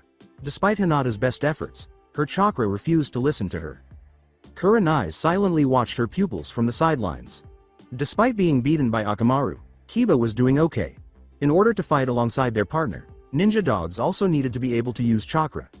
Given the amount of chakra control required for the gentle fist style, Hinata's difficulties were unexpected. She was a Jinchuuriki, though, so perhaps her seal was the issue. Maybe she ought to let Jiraiya look. Although what she had seen of Naruto was also good, he was one of the village's best fuinjutsu experts. Hinata collapsed to the ground. She was so exhausted that she was barely able to stand, let alone climb a tree. She now has another failure on her list. She should just limit the harm and give up now. Like everything else, she was going to fail this as well. Kurenai could feel her student's anguish. She found the timid, shy girl endearing and never saw her as the monster that many others did. Her lower proficiency in the gentle fist and the fact that she placed close to the bottom of this year's graduating class at the academy appeared to be the main causes of her lack of confidence. Not to mention the Hyuga clan's ongoing disapproval. According to her file, She was only mediocre at taijutsu because of her clan training regimen, and she had very little skill in basic ninjutsu and genjutsu. Like many Jonin senseis, Kurenai chose to observe the possible new genin a few days prior to the examination. She made the decision to do her best not to mess up because she had been taken aback by being assigned to a genin team so soon after obtaining her Jonin rank. After all, they were Konoha's future. First, she looked at Kiba and his dog, Akamaru. Although he performed poorly academically, he was competent in all of the fundamental shinobi skills. Like Hinata, he was proficient in the methods of his clan and primarily relied on his taijutsu for strength. That day, he and the Akamichi and Nara children were skipping school. Kurenai looked at the tiny Hyuga at the back of the class after laughing as she watched Iruka chew him out. Hinata was by herself most of the time. She never really had anyone sit next to her or listen to her. She sat apart from the others during lunch, and each time she walked close, they would begin to whisper and move away. When the students struggled with something, the teachers provided ambiguous guidance or responses that had no effect. She received extremely low scores on practically everything, which was not surprising. However, Shikamaru was worse than she was. Because of Shino's tracking and sensor skills from his clan techniques, Kurenai had been expecting him to join them on Team 8. They would have been an excellent reconnaissance team in addition to Kiba's nose and the Byakugan, but they weren't exactly powerhouses, so they might have been a little less effective in battle. Instead, adding Uzumaki Naruto had been kind of, as stated by the Nara clan, problematic. Although he was younger than half her age, it was awkward that he was technically her superior. Although he claimed that his genjutsu abilities were rather simple, he was extremely talented and far from genin level. When she found out she would have 2 Jinchuuriki on her team, she was practically shocked. She could quickly have a full-fledged shinobi war if something went wrong in practically any way. However, they would understand each other better than anyone else because they were both Jinchuuriki. She was certain that the Hokage was aware of that and that it was one of the reasons he assembled them on this team. Once more, Hinata lost her hold on the tree. When she realized she simply lacked the energy to turn and land safely, she began to fall. Kurenai swiftly grabbed her in midair and put her down safely. Kiba's feet struck the floor with force. Sweat was streaming down his face and he was panting too. Kurenai knew that he would run out of chakras in less than an hour and collapse. She signaled a time out. Akamaru yelled in response to Kiba's nod, "Kiba, how about we stop for the day? Hinata's got minor chakra exhaustion and you will have it too if you continue any longer." As Hinata, barely able to stand, made her way back to the house, Kurenai carried her on her back. Naruto had a day that was slow. If he had just sat around doing nothing, it would have been dull. While Naruto had his shadow clones assisting, Tazuna had some employees leave and go. Transporting the bulky materials to the bridge's components was a laborious task. Fortunately, this was made easier by being a ninja. As they strolled through the town after a long day, Tazuna bemoaned, "A lot has changed after you left Naruto. After Kaiza died, everyone just lost hope, lost their courage, their spirit. Nobody thinks we can win anymore against Gato."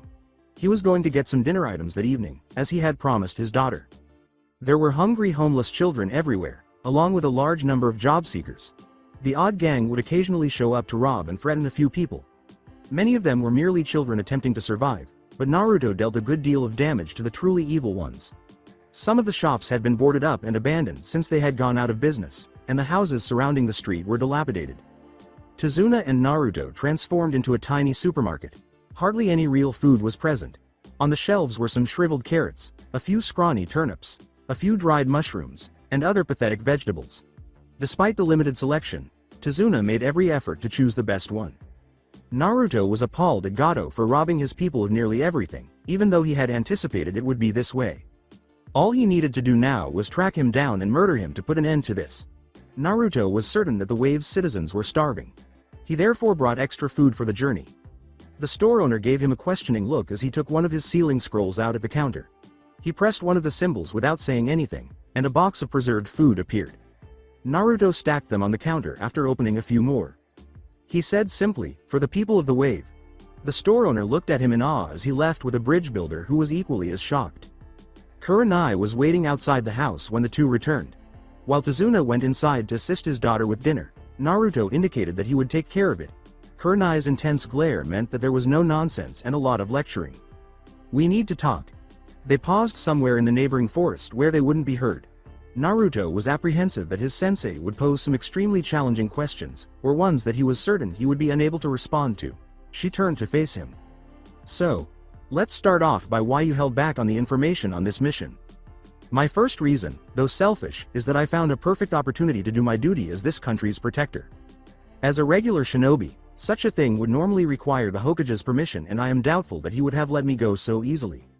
However, this mission has given the opening to do so. I've already asked to kill Gato and have received the go ahead from the Hokage. If I had revealed everything from the beginning, you simply would have refused the mission, and it is likely Tazuna would have been turned away for not only not being able to provide the necessary funds, but for lying about the mission rank. Secondly, this would have allowed us to take the mission instead of a squad of Chunin who would most likely been massacred by Zabuza despite having 2 genin instead. Finally, though this was a dangerous gamble, was to have Kiba and Hinata actually have a choice in such a matter. They must truly understand the stakes of being a shinobi themselves. Learning this lesson early on is invaluable to the experience of a shinobi, and one of us must learn that anyone can drop dead in a moment. If they make it through this mission, they will benefit from the experience. Besides, they cannot be coddled and sheltered until they actually become Chunin or being a genin for a year or 2. Although this is to keep them safe, they need to handle the outside world themselves one day. Kurenai retorted, but they should have been better trained before letting on this mission. Naruto stated bluntly, it was only the timing of the mission. That factor was out of my hands. She squeezed her nose. 2 green genin shouldn't be on this mission, even though his justifications were reasonable in light of the situation. Kurenai changed the subject after silently counting to 10. Now, I want to know of how you are familiar with the Land of the Waves and why it's your duty to protect it. Naruto hesitated for a second. It was one of those really challenging questions. He didn't want to scare everyone by sharing his life story because it was very personal to him. Additionally, he didn't want sympathy for it all because that would only make it worse. He began cautiously. I was adopted by the people who lived here. They taught me many things. However, one day they all died, and so I left to get away from the pain. It has been one of my greatest regrets. The people that adopted me were strong and protected this land, because I am one of them. It is my duty to do so. I met Tazuna and his family when I was small. He was building a bridge where we lived, and Inari was with him that day. I met him and we became good friends. Through all of the hesitancies and pauses, Kurenai could tell that his past was undoubtedly a source of pain for him. She made the decision to concentrate on what transpired after and not press for specifics. So, tell me about what happened when you left and how you came to the Konohagakure. I simply traveled around the continent and nations. Leaf Shinobi found me and brought me back there. I entered in the Anbu and carried out A rank and B rank missions. No specifics, but things were starting to get a little confusing this time. I suppose you can't tell me about it. No, that kind of information is for my former peers and Hokage Sama. Kurenai let out a sigh. She was deeply concerned about what his past had done to him, despite all of her reservations about him.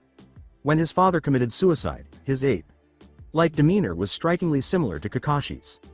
When do you plan to tell Hinata about her status as a Jinchuuriki? She'll have to know sooner or later. Very soon. Perhaps during the mission or afterwards. The sooner she knows the better, and the faster I can fix the seal. Ah, I was going to ask you about that since Hinata's been having a lot of problems with her chakra control. I was wondering if it had anything to do with the seal. I actually haven't ever seen the design of Hinata's seal, but Hokage Sama stated that it was a double seal. The original was far too weak to contain it properly, so a second seal was placed on top. That's what is probably causing your problem, as it's directly interfering with her chakra flow. Once she's ready, I'll have to fully replace the seal. I see. But, what about your seal? How does yours work? It's very complex. It allows a portion of the tailed beast's chakra to mingle with my own, however. Unfortunately, I cannot modify my own to my liking, as a seal this powerful requires a key. Key? Some seals have keys to them in order to strengthen or weaken the seal, or to even change it completely. It is normally on a scroll with the full sealing formula and is activated by chakra. Whoever has the key controls the seal. Does Hinata's seal have a key then? I don't think so. Apparently the sealing process was quick and somewhat sloppy since it was in the middle of the Nanabi's attack. Most high-level seals can require hours of constantly expending and molding chakra. Hokage Sama already told they only sealed most of it, around 2/3 of the original. The rest was sealed away to who knows where. Kurenai made an effort to make sense of this new information. Thus, Hinata's seal might or might not be fully sealed. How in the world did I just get a time bomb? She turned back to face Naruto. I understand why he was added to this team, especially for that time bomb. Naruto went on, I can sort out this whole seal mess, you know. However, it will be very dangerous as I will have to actually replace the whole seal, without disrupting the Nanabi. Worst case scenario is that Hinata may not be able to handle the change. She may be exposed to large amounts of its chakra and could reject it or die under its strain. This is the Nanabi's chakra we're talking that will be circulating through her system. The Hyuga clan did an abysmal job on this. Normally a seal powerful enough to properly contain a tailed beast would naturally leak out its own chakra with varying amounts to A. Release stress on the seal and B. To have the Jinchuuriki adapt to its chakra. Infants and toddlers, no older than perhaps 4 years old, are often chosen because of reason B. They have a better ability to adapt. Hinata was 6 when this happened and now 12 without B. If any part of the seal is tampered with, Hinata will almost immediately lose control and the Nanabi released. Fantastic. It's more of a time bomb than I anticipated, Kurenai told herself. So the only good way to solve this mess is to fix it anyway, right? She inquired. He concluded the last statement with a chilly tone, saying, yes, indeed. Leave this problem any longer, it will be certainly irreversible. If the reinforcing seal breaks in the near future, which could be very likely, Hinata will surely die. Kurenai then came to the realization that Konoha had managed to essentially dig its own grave over a single messed up seal. If the Yondaime Hokage had been alive, this wouldn't have happened, she thought sorrowfully. He nodded, and the two of them walked back to the house in silence. Thank you, Naruto, for telling me this. No more depressing talk for now. I bet Tsunami would have finished making dinner, so let's head back. It was quiet again at dinner. Tazuna complimented Tsunami on the vegetable soup she had made with rice. By the end of the third serving, Kiba was a little green from digging in so quickly. Naruto could tell Hinata was hungry, but she ate more slowly and elegantly than Kiba. Before Kiba made a sensitive comment, the atmosphere was relaxed and peaceful. He pointed to the tall, tanned man wearing a white string around his head and said, hey, who's that guy in the photo? He had dark, spiky hair, a small scar in the shape of a X on his chin, and a rather muscular build. He was seen in the photo ruffling the hair of a smiling younger Inari. To the surprise of Tazuna and Tsunami, who had anticipated that Inari would bolt from the table as he usually did when someone mentioned his father, he flinched but remained at the table. As silence fell across the table, Naruto put his hand on his shoulder and reassured him by whispering something to him. While her own tears threatened to fall, Tsunami covered her mouth as a few tears trickled from Tazuna's eyes. Naruto just closed his eye as Inari cast a downward glance. Hinata tried to chastise Kiba after observing the response from everyone. Kiba, think that W. was a bad cue, question you asked. Tazuna sighed and removed his glasses to wipe away his tears. He glanced at Inari, who gave him a nod, indicating that it was okay to tell them. That man in the picture is Inari's father, Kaiza, though they weren't related by blood. They were very close nevertheless and did everything together. How they met was one day. It was really painful. Uncle Kidoshi, now only visible through Naruto's left eye's blur, lay in a pool of his own blood. He turned back to his captor. His body and mind were filled with pain, despair, and hate. The man held up the red molten iron poker and said, did you not understand what we asked for? Maybe this will show you. It had an aura of danger about it. Naruto gave a headshake. He always fulfills his commitments. He vowed that he would live his life as a shinobi and that he would never break his word. He pushed the poker back into his eye and let out a scream. After the third time, the damage began to become irreparable and the Kyuubi's healing was sluggish. Go easy on him, Toshiro. He's a Jinchuuriki, we could fetch a nice price selling to one of the shinobi nations, another individual replied. It doesn't matter if he loses an eye. We'll have to lower the price if he's that damaged. Well, what about those Uzumaki sealing techniques? Riches won't matter if we've got power.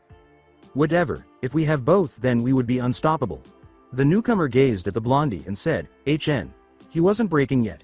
Amazing resilience for 9-year-old, but the Uzumaki were all very obstinate. He then turned to leave after saying, you know what, take one of the others and kill him slowly in front of the brat again. He'll crack sooner or later. The second man smiled. It was malicious and cruel. He began heating up a second iron poker and exclaimed, you bet. Hey, Kenta. Take out the 4-year-old redhead. Naruto. I instantly sprang to my feet. Although the blood was depicted so clearly, this dream was not unusual. No, ever since that incident, I have dreamed about this stuff. Sweat was all over my hair when I ran a hand through it. It had to leave this place because I could take it no more. I got into my shoes and stepped out into the starry night sky after stumbling a little awkwardly through the dimly lit hallway. I strolled over to the neighboring forest and took a seat in the little cluster of trees where Hinata and Kiba were rehearsing. I started my meditation exercises while sitting on the plush grass. They appeared to keep my peace of mind and ease my restless nights. Before I heard a faint patter of footsteps, everything was silent. Hinata whispered, "N. Naruto.kun. W. What are you doing out H? Here?" I raised my gaze to her face. She spoke to me in a surprisingly soothing tone. Few people in the shinobi world ever have a heart as tender as hers. I'm happy they never used her as a weapon, and I don't regret taking that job on my own initiative. I reply in the most composed manner I can. I could not sleep tonight, Hinata-san. Sincerely, I will never grow accustomed to those dreams, and on the worst days, when the past and present collide in my mind while I'm awake, they turn into reality. She draped a blue blanket over my shoulders and said, "I brought a blanket F. for you, N. Naruto.kun. It's cold outside." She took a cross-legged seat across from me. Her face was flushed a pale shade of pink. "Thank you." I mumble under my breath. I speak a bit louder. "Why are you out here, Hinata-san?" Hinata looked down at her twiddling fingers and replied, "Oh, I couldn't sleep very well and then I heard you walking through the hallways. So. I guess I followed you out. You looked very distracted." I gave a nod, and for several minutes we sat silently, neither of us knowing what to say next. Then I realized. Her eyes widened, and she opened her mouth to speak, but nothing came out, and she once more looked at the ground. "Hinata, did you follow me because I looked lonely?" she asked. I slid my finger under her chin and raised it gently. Her expression was one of surprise. This time, she turned her head away and asked, "You didn't you?" "It's all right," I reply. She looked down and then back at my face, saying, "You can see my loneliness, because you are too. There's nothing to be ashamed about. An improvement." How do you know I'm lonely? I said, "Because I'm just like you." Hinata's eyes brightened in perplexity. I have permission to tell her about the Nanabi if I think she's ready, and I recall what the Sandame said. In my opinion, she deserved to have known long ago and was already ready for the truth. I looked away this time, then up, trying to think of something to say. "What do you mean by that?" Then I turned back to her. I speak with a hint of sadness as I say, "You want to know why everyone glares at you, why they all seem to hate you. I have the answer, but it is your choice if you wish to hear it and act upon it." Anxiously, she began to prod her fingers together. Hinata appeared to realize that this secret would undoubtedly alter her life and the lives of those around her. After a moment of hesitation, she said, "Yes, I do want to know." I started after clearing my throat. "Do you know about the attack of the Nanabi 6 years ago? Do you know how they defeated it?" I remember that the clan heads and my father fought together along with the Sandame. Their was a huge battle and they managed to defeat it. I was mostly unconscious during that time. Father died along with them. Many others, she mumbled. "Do you know what is a Jinchuuriki, Hinata?" I asked, nodding, and she shook her head. "Absolutely not." "Well, you see," I say, inhaling deeply. The word itself means the power of human sacrifice. It refers to people who contain a tailed beast. A tailed beast is a being made up of a huge mass of chakra. They normally take a form of a large animal that represents themselves. There are 9 of them altogether scattered across the shinobi nations. The Ichibi, the Nibi, the Sanbi, the Yanbi, the Gobi, the Rokubi, the Nanabi, the Hachibi and finally the Kyubi. She looked extremely anxious as she processed all the information and nodded once more. She therefore has a suspicion. Because Hinata and I were secret, I wasn't entirely sure if academy students were truly taught such things. I omitted the part about the majority of them being weapons as well because it was too soon. As for Jinchuuriki, they contain one of them by a kind of jutsu known as a seal. They can wield massive amounts of power if they come to a partnership with their beast. I went on. There are currently 2 Jinchuuriki of Konohagakure. I was hesitant to introduce myself as one of them. Inside my head, a voice boomed. "Just let her know, it'll save you plenty of trouble later on." I say to myself, "I know, but I'm worried about," as I enter a mental dialogue. I go silent in my mind until a gentle voice brings me back to the present. "She won't become like you. She doesn't have to know about being a weapon. You're not doing that stuff anymore anyway for now." N. Naruto.san. "Why you were saying?" she said, her voice tinged with fear. I turned back to her. "What I am about to reveal is a closely guarded secret, perhaps S rank. that is punishable by death if revealed by anyone not authorized or have permission of the Hokage to do so.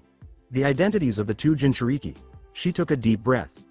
I finally managed to say, you, Hyuga Hinata, are the Jinchuuriki of the Nanabi. I am the Jinchuuriki of the Kyuubi. Hinata gasps, her eyes widen, and after a long moment, she starts crying. It hurts a lot, but she has finally discovered why everyone despises her. B. But H. How and W. Y. D does T. This M. Mina I'm A. AM. Monster L. Like T. The A. Adults S. Say. I instantly grumbled. I seized her hands and said, I don't know. Someday you'll find out. Someday. Hinata turned to face me, startled by my sudden increase in voice. I assure you that you are not a monster. The Nanabi and you are two distinct entities, each your own self. Don't let anyone think otherwise for who you are, don't let anyone put you down for who you are, and don't ever let anyone control you for who you are. I then slit open my right palm, grab her right hand, and draw out a kunai. Her mouth opened slightly in surprise as I said, as your fellow Jinchuuriki, I promise that you will no longer be alone. You are someone important to me and you're just like me, Dadbeo. Her face blushed slightly from the intensity of what I said. Her pale eyes began to well up with more tears. She said in a whisper, thank you. The sound of faint footsteps woke me up. I suppose I had fallen asleep, I believe. I see someone wearing a pink kimono, sitting up quietly, with dark brown eyes and long, shiny black hair. A girl? She had a really lovely face, I believe. Hinata begins to stir beside me. Last night, we must have fallen asleep. In a strangely calm voice, she asks kindly, what are you doing out here, you two? At the sound of the newcomer's voice, Hinata instantly sits up and opens her eyes. She remembers that she fell asleep here with me, and her face gets a little red. We weren't particularly close to one another physically. Anyo, we were just talking H. Here last night. Hinata responds. What a daughter why you doing H? Here, miss. I'm out here to pick herbs so that my precious person can get better. Do you two have a precious person? Someone you care for very much? She asks, smiling and holding up a small basket full of fragrant plants. We nod, and Hinata blushes a little again in memory of the promise from last night. I hadn't promised anything like that in a long time. The girl's smile widened as she turned to face us. We all introduced ourselves, and I knelt down at a nearby patch of herbs and said, I can see. Would you like to help me? I picked some and just stared. These were once picked by Oni.san. Haku introduced herself, and Hinata started a conversation. Carefully, I sniffed her scent discreetly. I was reminded of snow and ice by the scent of fresh air on a chilly mountain. Hold on a second. I took another sniff. The smell of a boy. Ah, I forgot. Hinata's quiet voice sounded like a sort of shout. I have to meet up with Sensei for tea. Training. Haku asked the now-boy, training? You're a ninja then. I thought so when I saw your headbands. Hi, I want T.to become S. Stronger S.so no 1W. We'll have T.to look D. Down on me anymore, she said with solemnity. A noble goal indeed. You know, a person becomes truly strong when they have someone to protect, he replied. Huh, T they do. He laughed. Thank you, Hinata, Naruto. I just nod in acknowledgement of his gratitude. You'll figure it out one day. I think have enough herbs for now. Even though this wasn't shocking, Hinata's jaw dropped open as she said, by the way, I'm a boy. Just letting you know in case you thought otherwise. I felt my eyebrow go up an inch. Figure it out. I look over at Hinata. I've got some things to do. See you around, Hinata. Chan. I quickly leave before she can react. A lead at last, let's get going. Hinata gazed at the spot where Naruto had been just a moment before. Last night, he was so different, closer and more approachable. She made an effort to sort through the classified material Naruto had shared with her. She, a Jinchuuriki, capable of exerting immense power? Not a chance, not a way, not at all. However, the fact that everyone avoided Hera well, mostly adults, made it all the more logical. Among the names she heard were demon, monster, and abomination. She never understood why it hurt every time. So far. Is Kurenai Sensei aware of this? Kiba.kun, what about him? She pondered bleakly. Hey, Hinata. There you are, the loud, familiar voice said, and she jumped. With Akamaru panting beside him, Kiba stopped beside Hinata. Where have you been? Sensei was worried, so I went looking for you. Where is Naruto? He was missing too, he spoke quickly. Oh, And Naruto and I were talking outside over her last night. We met a girl. Mean boy W. Who was pages picking herbs for someone and we talked for a while. I'm sorry, W. We forgot it. And Naruto left soon after saying he had stuff to do. Hinata stumbled as she apologized. Hinata's face turned red. Huh? You two were out here alone last night? She asked. Kiba rolled over and fell because he laughed so hard. Beside him, Akamaru yipped and barked, a kind of smile curling his lips. He was laughing almost as hard as Kiba, she swore. Kiba. Her face turned a much deeper shade of red. I'm just kidding, man. That was one hilarious reaction from you. You didn't think I was talking about that kind of stuff, did ya? She said. Such thoughts began to dizzy Hinata, and if Kurenai hadn't arrived in time, she would have undoubtedly fainted. Kiba, you are distressing her, take it easy on the jokes. Hinata, where have you been? We decided to go looking for you and Naruto when you two didn't show up for breakfast, she was worried. Oh, sorry Kurenai. Sensei. We went outside to talk about some stuff. Hinata murmured. Some stuff caused Kurenai to raise an eyebrow. Naruto undoubtedly discussed that with her, didn't he? She would need to discuss that with Hinata later without raising Kiba's suspicions. Oh well, let's get back to climbing trees where we left off earlier. Naruto. They were hunting. I wasn't a moron. There was something strange about Haku, and I couldn't help but feel a connection to the hunter. Nin that showed up at the lake with Zabuza.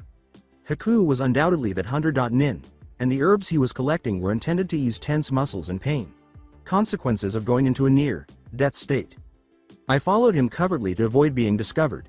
He would be instantly alerted by the slightest hint of my presence, and I would be unable to locate Gato.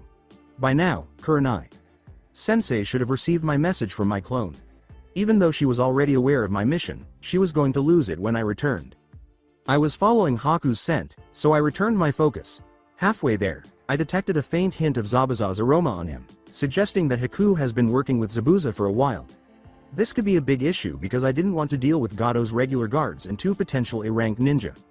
Fortunately, they were merely thugs, ranging from the occasional B-rank to C-rank missing. Nin. I must give credit to the Anbu that was monitoring Gato at headquarters. However, again, who was it? Well, whatever. Both of us ventured farther into the wilderness. We took the trees because the undergrowth got nearly too dense to pass through. I could just make out Haku's outline, but based only on his movements, I could tell he was a very quick and agile person. He certainly wasn't a brute force type, but I wasn't either. Haku nearly forced me to release my chakra. Amplified training weights as he raced along the branches. They are merely lightweight steel braces that I wear around my ankles and wrists. They have a seal that enables me to store chakra inside of them. In exchange, their weight increases. A useful tool for speed and agility training and an additional chakra boost. They currently weigh about 50 pounds apiece. A few hours later, the forest gave way to a vast clearing with a large wooden structure that resembled a hive and was held up by the surrounding trees. It featured numerous platforms in between its various levels. It was almost dusk by this point, so the building's surroundings seemed gloomy. Gato has a sophisticated yet straightforward taste. He most likely owns a lavish mansion somewhere else, though. I leapt to a higher branch and looked around the structure. It was packed with guards, including roughly 40 mercenaries and missing. Nin. Fortunately, according to the report, there are only a few B-rank and C-rank missing. Nin. The others are merely common outlaws, bandits, thieves, and samurai. Sadly, they were mixed up with Zabuza and the boy, Haku.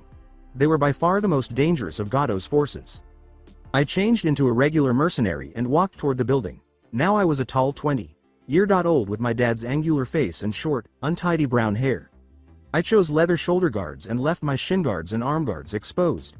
Now that I had my sword strapped to my back, I was dressed in a basic beige vest, a dark shirt underneath, and faded green pants.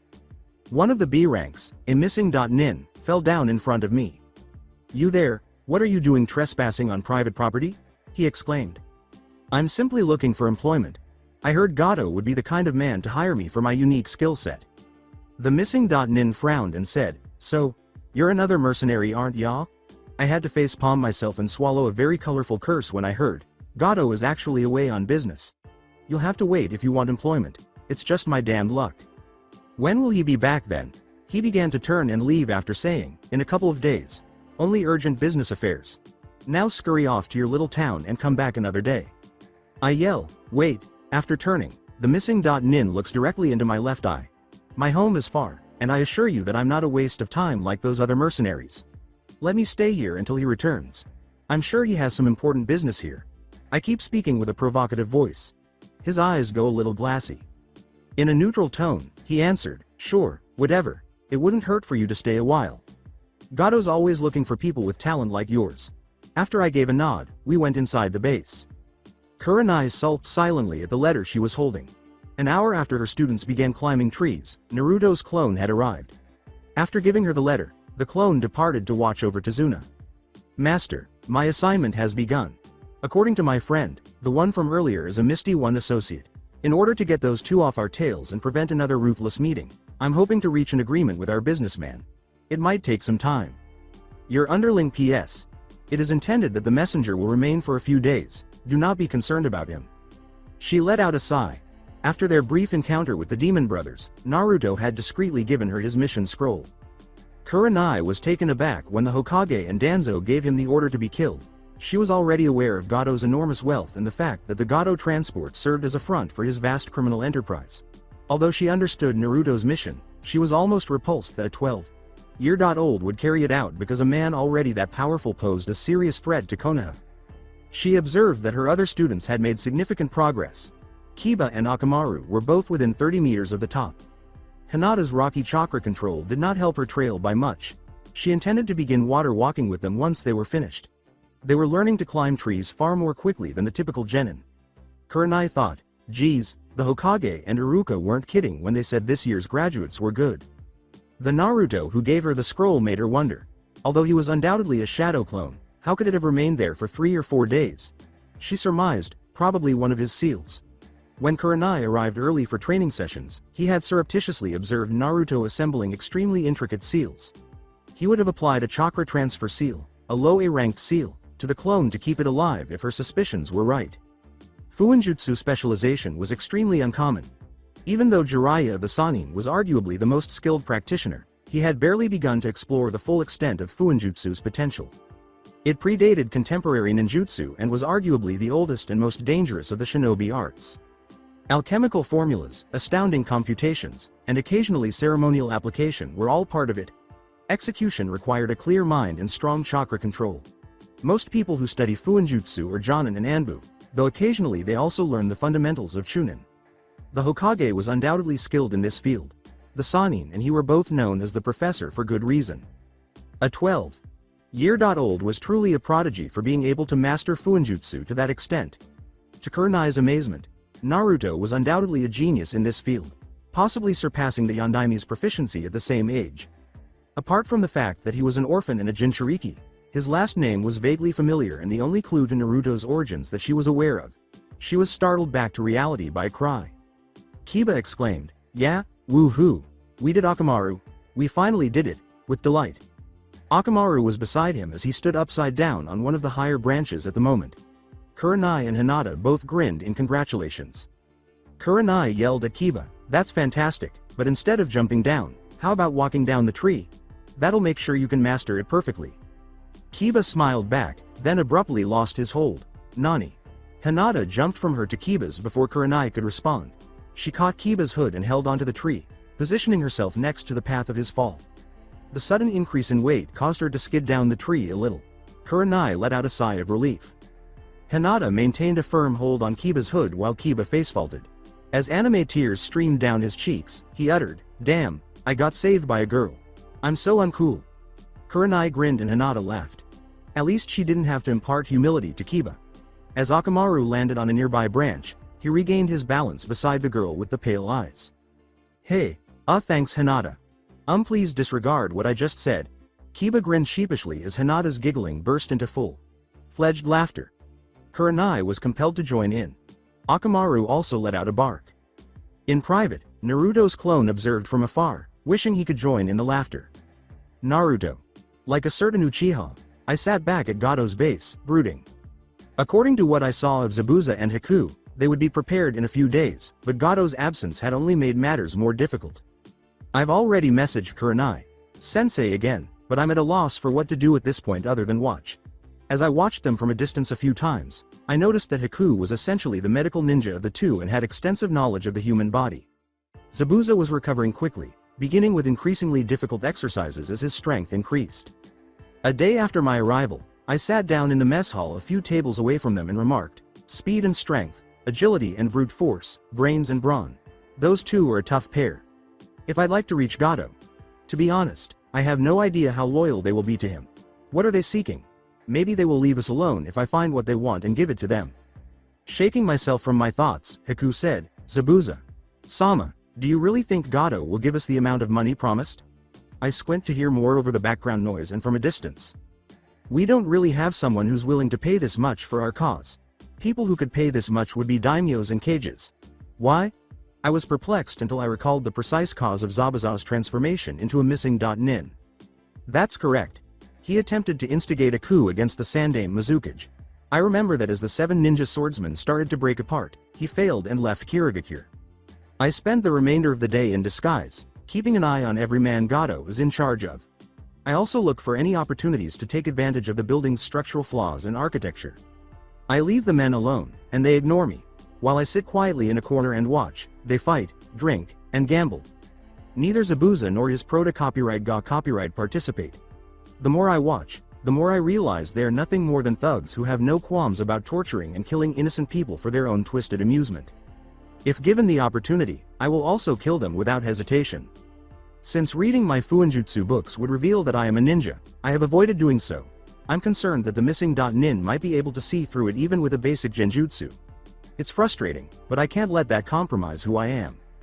With a master detonator concealed at a secure distance from the compound, I apply detonation seals over weak structural points over the course of the following few days.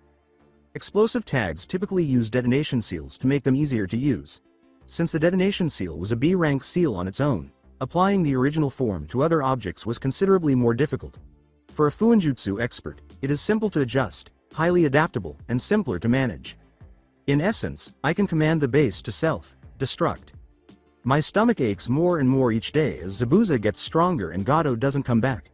Many of Gato's men here are upset about increased competition, and I've heard rumors that he plans to hire more plain mercenaries exclusively.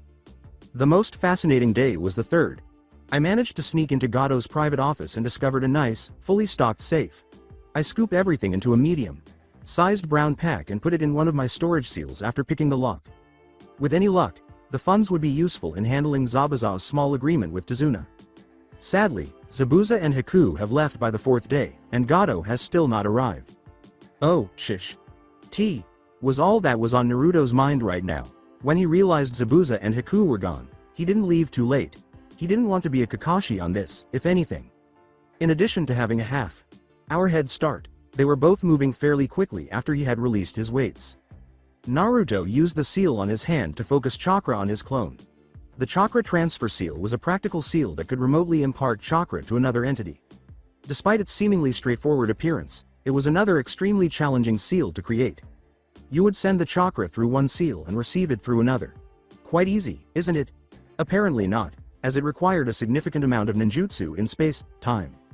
In an attempt to arrive in time, he hurried over the branches. It began on a typical day. Well, an allegedly typical day to start. With the exception of his teammates accompanying him today after he fully mastered the tree climbing exercise, the clone continued his daily guard of Tazuna. Then he stumbled and gasped as a seal tattooed across his back from the original gave him a huge boost in power. Although it didn't hurt, it felt overwhelming and limiting all at once. Then, through yet another shadow clone, a rush of memories flooded his mind. He grimaced to himself. Zabuza and Haku are on their way. As Hinata and Kiba continued on, Kurenai had halted next to him in alarm. He turned and grabbed just as she was reaching for his shoulder. He shook his head and motioned for silence as she opened her mouth. He signed to her after that. There is danger nearby. Protect the target. Kurenai scowled before realizing Zabuza was probably on his way. Fortunately, it wouldn't be a huge surprise because she had already warned the other two about the possibility of his survival. Where is the current location of the original Naruto? She returned the sign. He's on his way. The clone gave a reply. Before work hours began, Team 8 got to the construction site early. With the crisp morning air all around them, it was serene and quiet.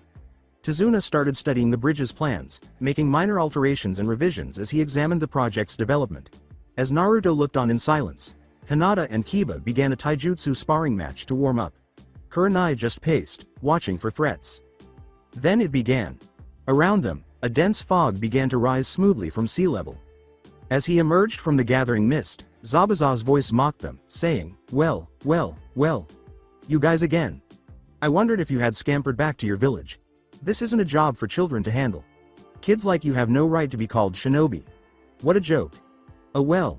Known Hunter.Nin was standing beside him. You! Kiba cried out. Kurenai gave the Hunter.Nin a suspicious look. The Hunter.Nin looked back steadily at Team 8 and said, so, you did work with Zabuza. Seems like our suspicions were correct. In a firm voice, he declared, give us the bridge builder, and we'll let you leave here alive. Hinata stammered, No, out of the blue. She vaguely realized that her stuttering had somewhat subsided during those brief sentences. We gave him our word T. That we would pages protect him. We won't abandon him, she said. Kiba exclaimed, that's right, we won't let you guys kill him. Since Hinata and Kiba began their warm-up fight, Naruto had been sitting quietly in the same spot. He smirked to himself as he watched his teammates' behavior. So innocent, yet resolute. I'm hoping that won't ever need to change. He stood beside his sensei and said, I guess my teammates are dead set on taking on a Jonin and his Protega copyright. I'm gonna have to make sure they don't kill themselves in the process. Naruto removed the dark green jacket he had been wearing since the mission began. He wore a dark blue shirt that matched his Anbu uniform underneath a very simple gray vest. His Anbu tattoo and numerous seals on his forearms were concealed by bandages covering his arms beneath his arm guards and right shoulder. 5 kunai were easily accessible on either side of him because they were covered in sheets. The handle of each was wrapped with a different seal tag. He withdrew some of the bandages from his right arm's storage seal. The second ninjutsu emerged as the seal was activated. While drawing out the one sheathed at his side, Naruto deftly caught it in his left hand. His teammates set up a defensive position around Tazuna as he slid into a well-practiced kenjutsu stance. Zabuza gave him a wary look. Dual wielders are uncommon and extremely challenging to manage. He had first-hand knowledge of one that used only kenjutsu to beat. The 7 ninja swordsmen did not include that man. In actuality, that ninja became known as a master kenjutsu practitioner despite not even being from a village.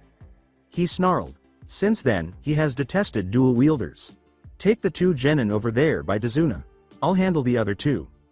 Haku lifted his senbon and nodded. Zabuza grinned a little beneath his mask. After all, he was his trusted weapon. The original Naruto dashed along the tall branches until he staggered out through the forest's edge.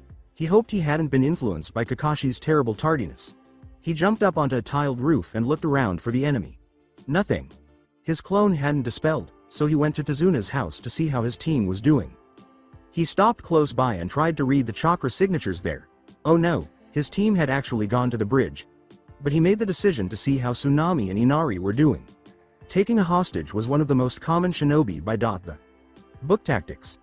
The people most at risk were those with close ties. Tazuna's family would undoubtedly be in jeopardy. After racing across the yard, Naruto came to a halt near the broken door. Tsunami was crying while kneeling in the hallway. He went into a panic instantly. When Tsunami looked up, she saw a rumpled Naruto standing by the doorway, asking, what happened? Naruto. Thugs came by to take me away, but Inari tried to stand up against them. They took him instead, she was crying. Did you see where they went? No, but it looked like they were going towards the docks. Please, you have to stop them. She was assured by Naruto that he would locate Inari. He took a few sniffs and stepped back outside. He soon caught his scent and ran frantically toward the coast. The scent was very fresh, but he was no match for an Inuzuka or Kakashi. He could only have been taken a few minutes ago. Avoiding whatever traffic was on the streets, he once more took to the rooftops. He saw them as he jumped onto the fishery. Both of them carried katanas, suggesting that they were potential samurai. One was smaller, with a dark purple hat on his head and a gray jacket. His partner was holding him against a post as he sneered at Inari. The other one had a tall, muscular frame, was shirtless, had a black eye patch over his right eye, a small scar over his left eye, and an elaborate tattoo that covered his entire left arm. Well, Squirt, looks this is the end for you. You're gonna be the key to bringing them all down, the smaller one replied. Inari shouted back, like hell I'd let you, at them. He fought the man holding him more fiercely. The taller one said, "Knock him out, Zori. It'll be easier to carry him." Zori took a step and then heard a sharp click of metal near his neck. "Sure, Waraji." A chilly voice said, "Take another step, and I'll slit your throat." Out of the corner of his eye, he noticed a blond boy with 3 whisker-like marks on each cheek. Zori's eyes narrowed. What on earth did this child believe him to be? He clutched his sword and was about to draw it when he sneered. Before he could draw his sword, a kick slashed out and caught him hard on his ribs. As he was lifted off his feet and hurled into the air, he heard a few nasty cracks. He landed several meters away with a big splash in the sea. Waraji tried to use his left to backhand him. Naruto swiftly retaliated by punching the man in the back of the head and cocking his head slightly. Naruto's left kick smashed Waraji in the face as he stumbled forward, losing Inari. He splashed unceremoniously into the water. Concerned, Naruto turned to face Inari, who was massaging his sore throat. While kneeling beside him, Naruto uttered, "All right, Inari-kun." With a nod, Inari stood unsteadily. Naruto ruffled his head and smiled a little. "Proud of you, Inari. I'm proud of you. You stood up to Gado's thugs to protect your mother. Proves you aren't a coward anymore. I don't have to look out for you anymore now you know how to be strong." Inari replied with a grin. He was maturing quickly. No more sobbing, no more complaining, and no more needing to depend on other people. He possessed courage, which is exactly what his father had taught him years ago. Now it would be different. If Naruto could read his thoughts, he would say, "I've got to go, Inari. Don't try to come to the bridge, however." Naruto raised his hand as Inari opened his mouth to object. He ran off after saying, "It would be best not to go. Ninja business, sorry." Inari whispered, "Be safe, Ni-san." The battle continued back on the bridge. While Kiba and Hinata faced Haku, Naruto and Kurenai watched Zabuza, ready to counter him if he moved against Tazuna. Knowing he wouldn't be able to survive if he got too close, Tazuna stood apart from the fighting. They had been totally engulfed by the dense fog. Undoubtedly, it was the hidden mist jutsu of Zabuza. When Hinata turned on her Byakugan, she was shocked to discover that the mist contained strands of chakra, which caused her vision to slightly skew. The Byakugan was blurry the farther she tried to see it, but fortunately it wasn't much, so it wasn't entirely useless. She concentrated on the hunter.nin, her adversary. Hinata was certain she had seen him somewhere other than the lake, and he seemed strangely familiar. To begin, the hunter.nin threw his signature senbon at them. Hinata leapt to the left, and Kiba and Akamaru dove to the right. Kiba formed a seal in his hands and rolled into a low crouch. Ninja art. Man-beast clone. Akamaru instantly changed into a mirror image of Kiba as he jumped into the air. They fought hand to hand as they both charged at the hunter.nin. Kiba countered with a kunai after the hunter.nin produced a senbon. When Akamaru went behind to punch, they scuffled and paused against one another. With a quick dodge, the hunter.nin grabbed Akamaru's wrist. The hunter.nin swung him into Kiba with his momentum. Hinata tried to kick him as they fell into a heap. Together with Akamaru, Kiba swiftly rolled to his feet and created another seal. Ninja art beast mimicry. All. Four's jutsu. Hinata's gentle fist strike was successfully stopped when the hunter.nin grabbed her wrist. He went through several single-handed seals and turned to face the Inuzuka and his dog. Kiba's eyes widened and Hinata gasped. Single-handed seals? But that's impossible, he yelled. Zabuza answered, "Huh, no, it's not if you got a Kekkei Genkai." He continued to gaze down at Naruto and Kurenai. Because Kekkei Genkai were inherited through blood, they were unique to a single clan and represented special traits. Therefore, it could only be used by people who were of the same blood. Examples were the Sharingan and the Byakugan. Secret Jutsu. 1,000 Needles of Death. They sped in the direction of Kiba and Akamaru as ice formed in the air and condensed into a huge senbon shape. They leapt away from it and struck his stomach with a sharp blow thanks to their increased speed. Some feet away, the hunter.nin fell. Zabuza snarled. "Haku, stop being soft and finish it." Hinata let out a gasp. "You're the B.boy we met in the W. Woods." Kiba gave a puzzled, "Huh? What, you've met him before?" cry. When M.Me and Naruto.san were out late that night, Ichi came B.By to pick Herb's W. Where we were. Haku, the hunter.nin, got to his feet. "Hi, Zabuza. Sama." Secret Jutsu. Crystal ice mirrors. As he formed a special seal, water materialized, quickly turning into ice and encircling the dog and the two genin with thin rectangular mirrors. As though he were just touching water, Haku slipped inside one of them. Haku's image emerged in each mirror as Hinata, Akamaru, and Kiba stood back in the center of the dome. Then he started throwing senbon at them from all sides. Zabuza moved in front of Naruto as he took a step toward the ice dome. That fight is between them only. If you want to interfere, only your sensei will be there to protect the bridge builder. Naruto hesitated. Although his sensei was competent, she was easily overpowered by his water clones and had virtually no defense. His shadow clones could repel any water clones, and he would be the only one to support her. Zabuza chuckled. Haku's needle barrage had temporarily stopped, allowing them to take a short break from the impending attacks and listen to Zabuza's speech. Looks like you can't help your teammates without getting the bridge builder killed. Too bad. Your friends have no chance of surviving Haku. I've trained in the art of killing since he was a child. He's faced many skilled opponents, outnumbered too, while defeating them all. He's my tool to use against you. Konoha is far too soft, they should have made their first kill by now. In Kirigakure, the graduation exam was that you'd kill your own classmates. It was a battle to survive. Your best friend, the one you shared your dreams, hopes, fears, everything with, would be your enemy. You or him, the winner gets to live and carry on, loser dies. It was a system designed to eliminate emotion and create the perfect killing machine. A shinobi. That's what we truly are, tools to our village to carry out their will. Zabuza's words were so horrifying that Hinata shuddered. Assassinate your peers? Unimaginable. I was in the same graduating class as Kiba, Kami. If I had to kill him, Sakura, Ino, Choji, Shikamaru, or anybody else, I don't know what I would have done. She pondered in a daze of surprise. As Akamaru whimpered next to him, Kiba was equally astounded. Kurenai's forehead wrinkled in disgust and repulsion. Other than closing his eye as though he accepted the whole savage method of doing such things, Naruto showed no reaction. Zabuza was not unaware of this fact. He turned to face him. You seem very calm about whole idea about killing your comrades. I can tell you've taken lives before, the experience shows in your eye. Your left eye is gone. No? That kind of injury would be unlikely to be caused by training, so it must have been a brutal fight. Or perhaps torture. My killing intent has almost no effect on you even though your teammates practically suffocated them. You were able to match me in combat when your sensei could not. Yet, I can see that you're the same age as them, but so very different.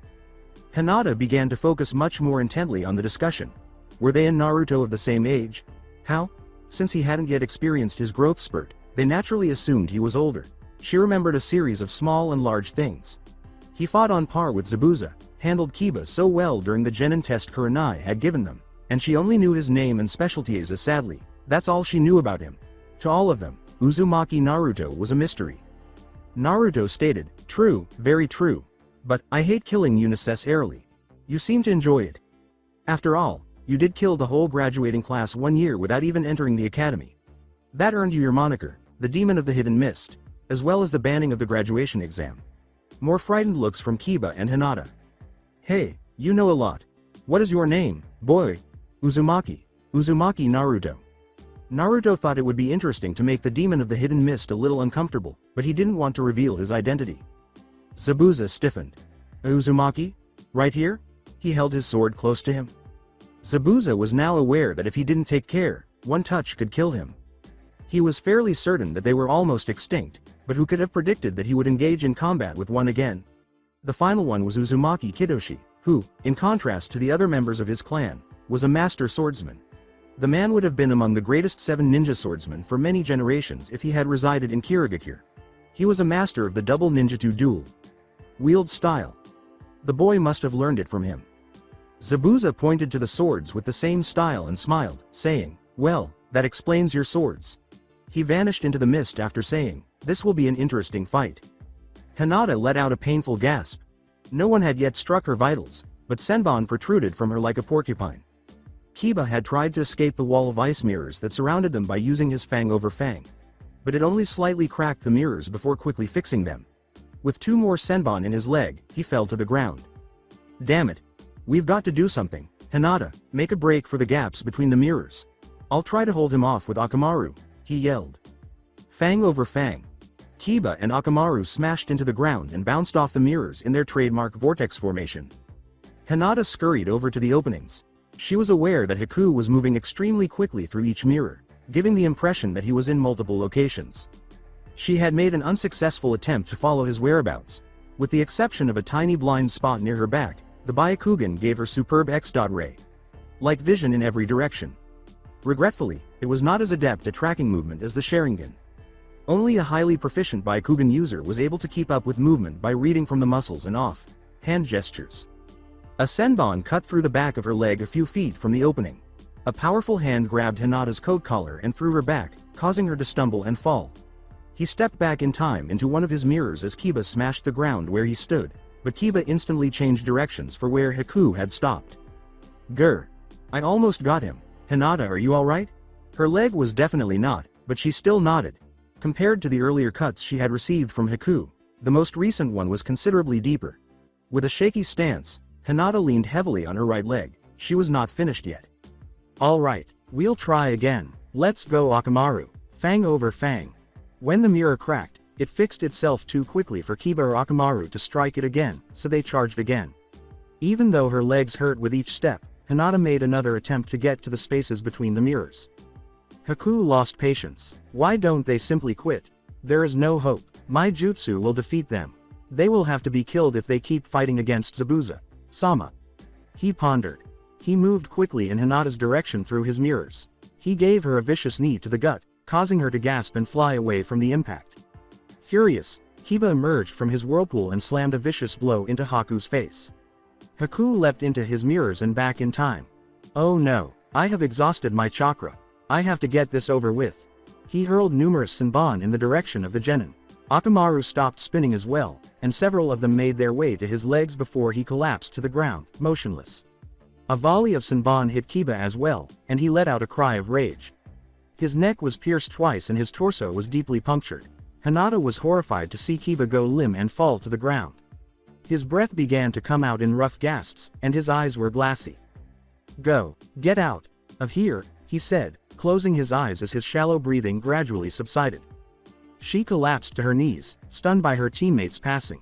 Behind his mask, Haku gazed at her sorrowfully, but this battle would inevitably end in death. Hinata did not reply, a brave boy. But I will not allow anyone to oppose Zabuza-sama. You should have left before you got in the way. Rather, her eyes were empty and her face was blank as she looked up. The next thing that could be said was that something broke in that kind disposition. It was a mixture of desperation and rage rather than actual anger. Suddenly, a tremendous amount of chakra erupted from inside her. It was so strong that it crashed into the mirrors, leaving deep cuts in its wake. It broke the rest of the mirrors with a reddish flare. The sheer force unleashed blew Haku back hard. What the devil? Who is she? Is she a monster? Haku pondered. Hinata got to her feet. The Senbon that had hit her had instantly been repelled, exploding all over the place. After that, the red chakra changed into a blue hue and started to encircle her body in the shape of armor. A helmet of chakra formed as the chakra grew denser around her head. Additionally, it became notably denser on her shins, forearms, shoulders, and chest. Haku started a seat of hand seals after noticing that things were quickly getting out of control. Ice style. Ice spear jutsu. He created the spike that protruded from the earth, aimed directly at Hinata, out of the remains of his broken ice mirrors. Instead of trying to avoid it, she let it strike her forearm, which she raised in front of herself. The spike drove into the chakra armor, causing a small crack. Haku cursed. An opponent who was heavily armored now outmatched him by a significant margin. Zabuza-sama, forgive me. Kurenai ducked under another of Zabuza's huge swings and grunted. Then, to avoid a nasty kick, she flipped backwards. She went over some genjutsu hand seals. But when she actually did, he just dissolved into a pool of water. In preparation for the next assault, Kurenai retreated a step. Then, with the Kubikiribocho held high above his head, Zabuza jumped out from behind her. Fortunately, Naruto revealed himself to be a water clone as well and decapitated him from behind. Wind style. Great breath throw jutsu. The mist and Zabuza, who was presumably heading in that direction, were blasted away by a tremendous gust of wind that shot out of his mouth. Naruto leapt back to Tezuna's position. The original will arrive soon. He reasoned that at least he could use the eye. Zabuza gave a frustrated growl. Water style. Giant vortex jutsu. Just as a massive wave swept across the entire walkway, Naruto grabbed Tezuna and leapt over the bridge's side. He landed sideways on one of the bridge's supports. Kurenai wasn't so fortunate and was struck by the full force of the jutsu. She hit the surface hard after flying back a few dozen meters. She was abruptly grabbed by something hard, which stopped her rocky fall. Shit, she thought as she gazed up into Momochi Zabuza's bandaged face. He held Kurenai in place as she attempted to roll away. Her head spun wildly as his fist crashed into her face. He was about to strike again when a sword swung through the embedded material in his chest. Zabuza exploded in water. Naruto extended his arm and stood a few meters away. Then Zabuza fell to the ground and struck the boy with his cleaver. To block it, Naruto lifted his other sword. He was pushed to one knee by the force, and his sword was pinned to him by the forceful pressure on his shoulder. I can't even create shadow clones to repel him, I'm afraid. Not one of my other jutsus, not even. Has the first one arrived yet? Panic, he thought. He experienced a sharp rise in chakra. No way, the Nanabi. I didn't realize how weak the seal was. In contrast to the feeling of malice he experienced when using the Kyuubi's chakra, he had never felt the Nanabi's chakra, but he did sense a clear sense of chaos there. Naruto's annoyance increased. He had to put an end to it. It was impossible to predict what it would do. 3 water clones were already engaged in combat with Kurenai. She tried to ward them off by blowing out a couple of fire jutsu. With a large gash at her side and multiple smaller cuts and bruises, Naruto could see she was getting tired easily. This was going to kill someone if it went on any longer. Using his free hand, Naruto nicked his thumb and extracted blood. He touched the scabbard by his waist with his bloody thumb. Summoning jutsu. In a puff of white smoke, the ninjutsu went back to its sheath. Zabuza's knee sustained a deep gash as Naruto drew it in a vicious slash. With a gasp, Zabuza staggered back and let go of his sword's weight on Naruto's shoulder. Naruto got to his feet and raised his middle and index fingers. He called out, "Wind style, wind blade jutsu," while slashing his arm. Though not enough to kill him, the wind blade cut deeply into him. He fell to the ground, heavily bleeding. Naruto collapsed to the ground, nearly collapsing from exhaustion but also feeling relieved. He said, he took his bloody sweet time, and then vanished in a cloud of smoke. Hinata was unable to concentrate. Her thoughts had been overtaken by an odd fog, and her only emotions were anger and sadness. Despite feeling as though her body was on fire, she remained upright. She was under stress from the new chakra, as evidenced by the blood that trickled out of her nose. Hinata's only thought was to murder the person wearing the mask in front of her. Faster than she believed she could, she charged headlong. Almost automatically, unfamiliar hand signs appeared in her hands. As Haku attempted to escape, a very sticky material exploded from her mouth and landed on his legs. It adhered to the floor, immobilizing him in the process. Without bothering to use her gentle fist, Hinata punched him hard in the face. Haku's mask was torn from him, and his face flew back. Hinata was about to strike him again, but she was stopped by his face. Despite what he had done, it was filled with sadness and a certain innocence. She came to a halt, the vague sensation in her head suddenly dispelling itself. No, she was simply unable to kill him. As the glue-like material dissolved around his feet, Haku muttered, "Well, weren't you going to hit me again? Kill me." Hinata gave a headshake. As the thick chakra surrounding her weakened, she uttered, "No, I'm not a killer. I can't. I'm useless to Zabuza Sama. I have failed my master. I'm a broken tool with no use, no purpose. I am unnecessary. No, Hinata-san, you do not understand. Remember what I said about your precious people. Zabuza Sama is the only I fight for, live for. He has given me a purpose to be necessary to him. You see, my parents are dead, I have no siblings. You were lucky to be part of a clan in Konohagakure. After a bloody civil war in Kurigakure, clans with Kekkei Genkai bloodline traits were hunted down because they caused massive amounts of deaths. Everyone came to fear them. My mother came from the Yuki clan, which held the ice-release Kekkei Genkai. She kept it a secret from my father and they married happily. One day I showed my Kekkei Genkai to my mother, who hid me out of fear and made me swear to never demonstrate it ever again. Unfortunately, my father found out and he killed my mother.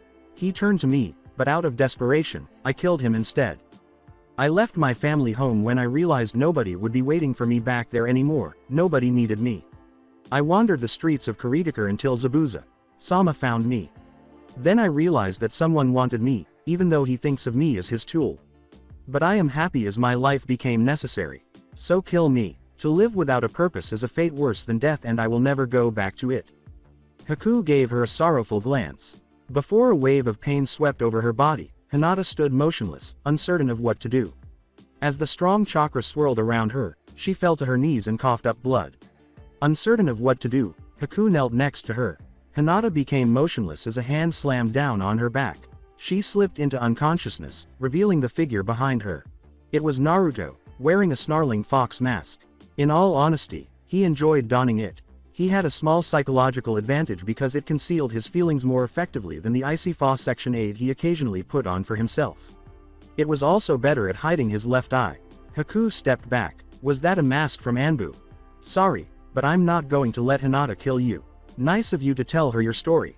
It's good for them to learn about the hardships in other lands, so they wouldn't be so ignorant of how shinobi actually are. You're that boy, the strong one. Strong. I would never consider myself strong unless I could protect my comrades against anyone. Pulling out several sharp Senbon, Haku said, I can't let you get in Zabuza-sama's way. And I can't let you kill Tazuna, but I don't want to kill you either since you've spared Kiba. Honestly, you and I are too much alike. What do you mean? Naruto said, raising his eye patch to reveal a fully grown Sharingan. It means sweet dreams. Haku fell from the ocular genjutsu like a bag. Naruto quickly shielded his eye once more. It was classified as an S-rank secret. A voice said, damn it, kid. I underestimated you. In case you were wondering, Zabuza did not see his eye.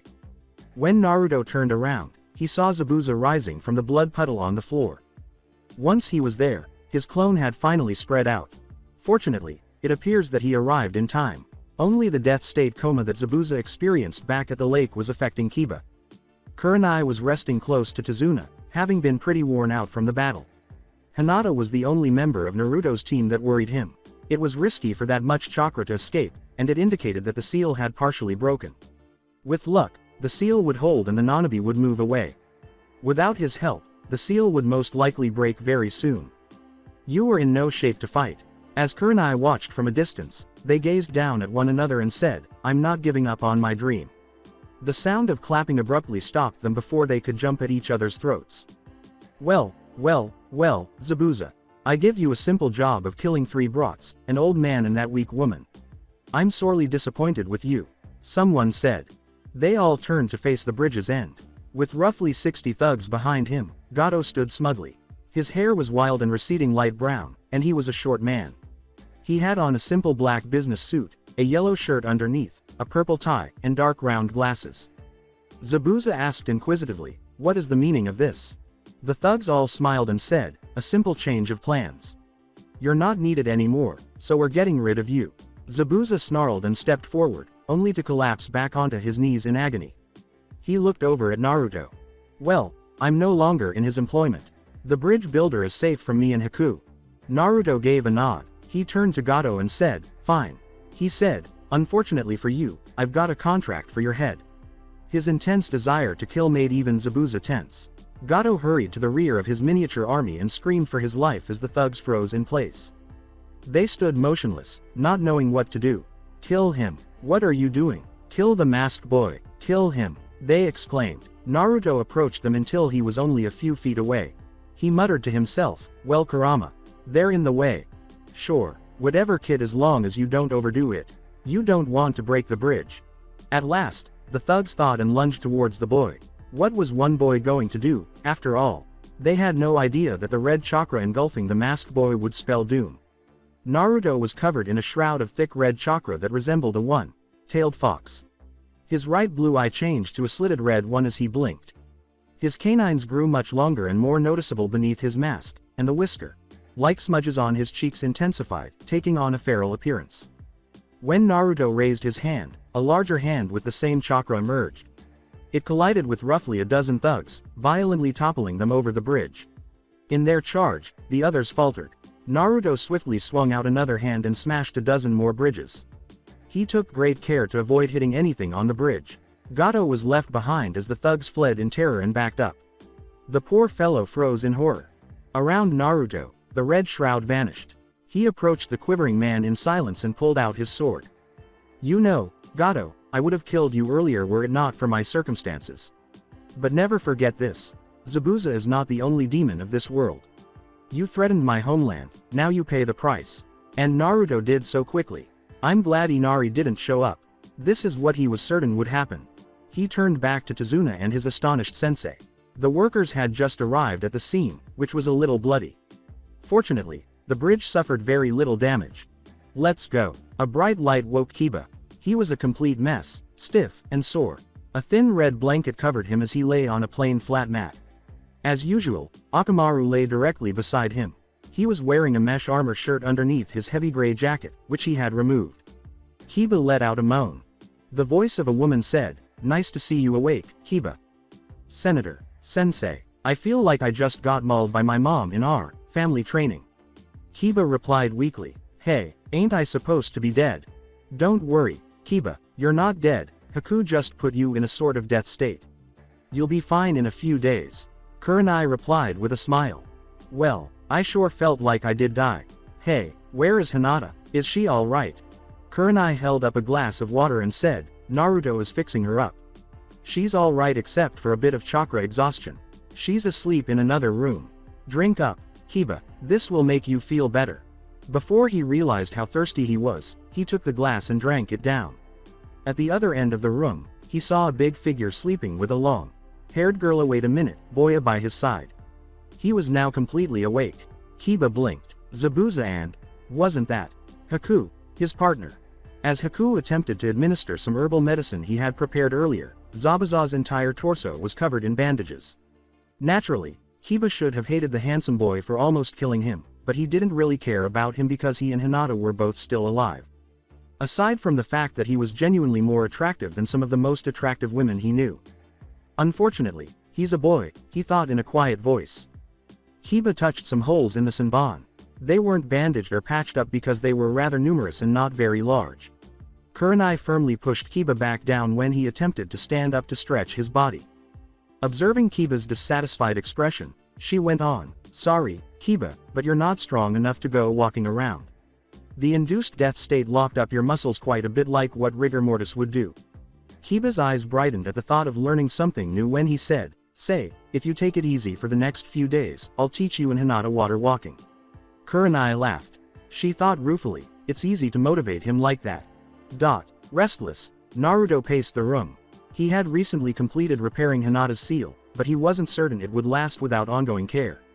He searched his books and brain for a substitute while cursing the deteriorating seal. It was really difficult to seal a tail beast. Not at all. For a period, it took the best seals to try to contain a mass of chakra worth roughly more than 100 Jonin shinobi. His father's seal required no preparation and was nearly instantaneous. Naturally, though, it cost him his life, and despite his skill with other seals, Naruto was still far from that level. He sat thinking deeply. On the floor beside his chair, Hinata was soundly dozing. Her shirt was pulled up to show the seal on her stomach. Naruto had removed her headband, revealing her forehead's caged bird seal. Wanting to do something about the hideous seal, he ran his hand over it. He knew that when the caged bird seal died, it would permanently seal off the Byakugan, making it useless. If not for the second portion of the seal, he wouldn't have objected. Control was that component.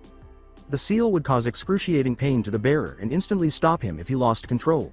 However, if used excessively or for an extended period of time, it may harm the mind. Cruel, yes, but at least it would deter the criminal. He was painfully reminded of Danzo by that thought.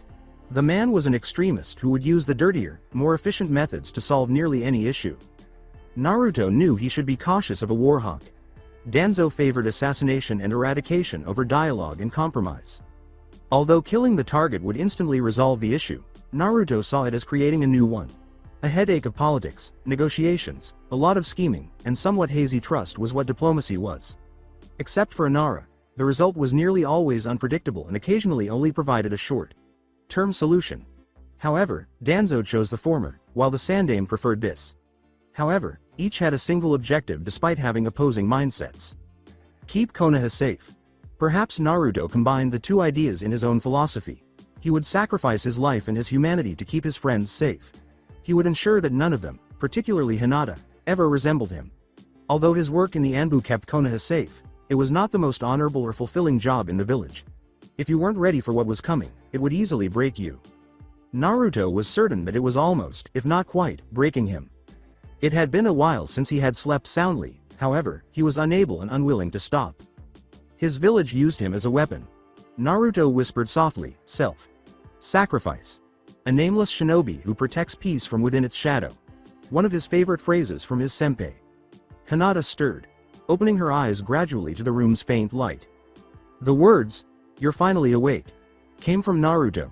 With a groan, Hinata sat up gradually. When she noticed that her stomach was visible, she blushed instantly.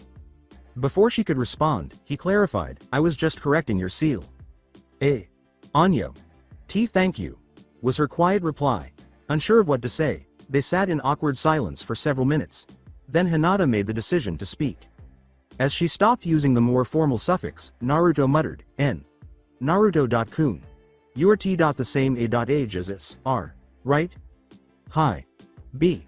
But wouldn't you be in the same graduation class as U.US? It was essentially his cover story to explain why they had never seen him in the graduating class or perhaps even around the academy in the past.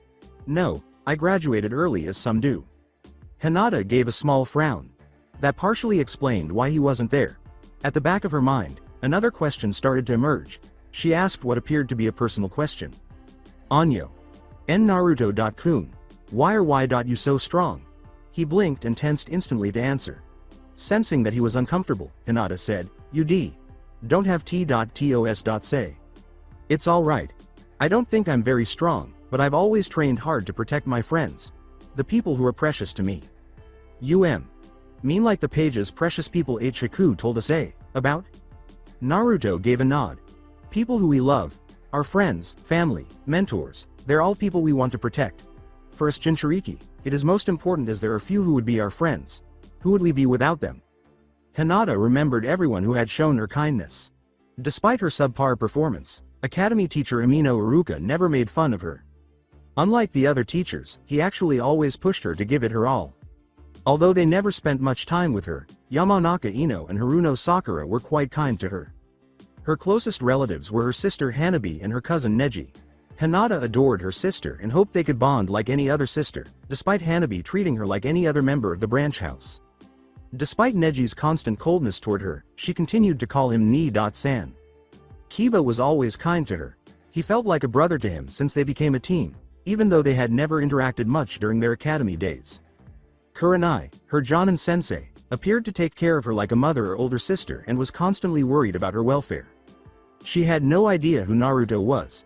To let her know she wasn't alone in this world, he shared both his own and her sinister secret. He resembled her so much that it was like staring into a mirror. She had the impression of having a close bond with him. Although she didn't know him well, she was aware of some facts about him that most people weren't. It was an odd sensation. Being so familiar with someone while also being so ignorant of them. She considered each of those individuals to be significant. Tsunami stuck her head in the door when there was a sudden knock. "Ah, Naruto. There is someone who wants to see you." Team 7 and Hitaki Kakashi were on their first C rank together. In reality, it was a straightforward delivery task. Since Gato was reported dead, the Hokage had made a few trade proposals to the Land of Waves. To his knowledge, Naruto had, of course, already sent back an early mission report on the wave mission that Team 8 was working on. It seems to have contained some extremely unsettling information regarding a rank ninja and Gato, who were named after a particular bridge builder. He was aware that it was not a good moment to request a C-rank mission when he had entered the Hokage's office. Following numerous eye glares from the Uchiha child, a few tactful grumblings from Sakura, and long irritated silences from Aburame Shino following each D-rank mission, actually errands, he made the decision to request any available C ranks in the hopes of energizing his disinterested team. When Team 8 was the first to go on a C rank, their pessimism only grew. The Hokage was glaring at the recent report with daggers when they entered the room, and then he looked up. "Rewind," he said dryly. "Hello Kakashi-san. Ready for another D rank? Ah well, can we perhaps take a C rank today? They've already done the necessary amount of D ranks and I'm sure they could handle the occasional bandit that comes our way," replied Kakashi. The Hokage looked to Team 7, then back to Kakashi, and sighed. "A C rank, huh?" Kakashi observed that he used the word, difficult, a lot when he said, "Well, I do have a delivery mission for you. It shouldn't be too difficult." Innocently, he inquired, "Did something happen on the last one?" He was reading the report when the Sandame threw it to him. While his team attempted to surreptitiously peek over his shoulder to see what he was reading, Kakashi caught it with skill. However, Kakashi dismissed them with ease and started reading. He raised his right eyebrow and turned to face the solemn-looking Hokage. He remarked, "Quite an incident, no?" Kakashi remarked, "Oh dear, Team 8 had a rough time." "Indeed. Now your job would be to deliver these trade agreements to one of the prominent nobles in the Land of Waves. I'm sure he'd know what to do about since the Land of the Waves does not have a daimyo." Team 7 said, "Understood. We'll leave in a couple of hours." They left with a less dejected attitude than before. The Hokage motioned for Kakashi to stay, just as he was ready to follow them out. As he handed Kakashi 2 mission scrolls with the specifics of each mission, he said softly, "Kakashi-san, I need you to deliver some orders to Uzumaki Naruto, who is stationed there with his team." "Orders? There is unrest there as Gato apparently had a large part of his criminal empire built there. Naruto is to deal with the remnants of Gato's group. The other orders are the assassination of a former Chunin. Don't let anyone else but Naruto know the contents of the scrolls." "Hi. You are dismissed then. Come to an end." The character of Naruto's missions always caused Kakashi to feel conflicted. Even though Konoha didn't have much military might anymore, that didn't justify giving 12-year-olds assassination tasks. He was certain that the Sandaime hated treating him in this way, but he was also certain that many powerful people fully supported the idea of using Naruto as a human weapon for Konoha and were against him. The idea that they viewed him as merely a tool, let alone a human, was disgusting. Since the passing of his father, Hitaki Tsukumo, teammates, Uchiha Obito and Nohara Rin, and sensei, Namikaze Minato, Naruto has actually been the person closest to him, acting as a little brother. After the Kyuubi attack that night, Kakashi felt a little bad about never being able to care for him. Even more so after he saw his current personality. Naruto shared Kakashi's lack of interest in the game. However, only he and the Sandaime understood that it was all a front to conceal the suffering he endured following the passing of his only family. Eventually, that mask simply adhered to his face and took the place of his previous cheerful, loud, and foolish personality. As his sensei's pupil, Kakashi made the decision to support Naruto as a good friend and sensei, thereby lessening his suffering. Being a distant person was the only thing he could do. He wasn't the type of person to raise a child, and he wasn't suited to be a father figure to him. Perhaps this is why, despite his consideration, he never took care of him during his early years. By boat alongside the almost finished bridge, Team 7 entered the Land of Waves. Sasuke brooded, Shino studied the insects in the area, and Sakura marveled at the bridge. After reading his little orange book, Kakashi reflected on the dynamics of the team. Sakura, the Uchiha fangirl, would focus entirely on Sasuke and virtually ignore Shino, just as he had anticipated from the beginning. Like all Aburame, Shino was annoyed by this, but he developed a close friendship with the Uchiha. Regarding Sasuke, the boy had an inferiority and superiority complex, which Kakashi discovered could lead to serious issues if left unchecked. By the time they reached the little fishing village, it was already sunset. Since Naruto was closer, Kakashi chose to give him instructions first. After Team 7 made their way to the residential area near the water's edge, Kakashi knocked on the door of the specified address right away. The sliding door was opened by a young woman with long black hair. She said, hello. Is there something you need?" Kurenai said, "I have some stuff to deliver to En," as she descended the stairs to the foyer. She was perplexed to see another shinobi team outside the house and said, "Kakashi-san, what are you doing here?" "Ohio, Kurenai-san. Just dropping off some letters for Naruto-kun." "Letters?" she inquired dutifully. The woman with the long black hair finally recognized them. "Yep." "Oh, so you're shinobi of Konoha, right? My name is Tsunami. My father is their client. Please come inside, you are very welcome here. You can stay the night if you want. I understand that it's almost dark out and it would be a pain to camp out in the nearby forest." Kakashi looked at his team for a moment before saying, "It would be our pleasure. By the way, can I see Naruto for a second?" As Kakashi shut the door, Naruto uttered, "So sensei, orders?" Since they needed some privacy to receive classified missions, they stood by themselves in one of the bedrooms. Kakashi produced 2 tiny red scrolls and threw them to him, saying, "Hi. Here they are. 2 B ranks. One is a clean-up job for any of Gato's remaining thugs. Most of them could be taken down by a skilled genin, 1-on-1, so it was classified as a B-rank mission for the sheer amount he had and the few actually skilled ones." Under his mask, Kakashi scowled. He was aware of Naruto's aversion to accepting the massacre missions. The other one calls for the assassination for a former academy teacher, Mizuki.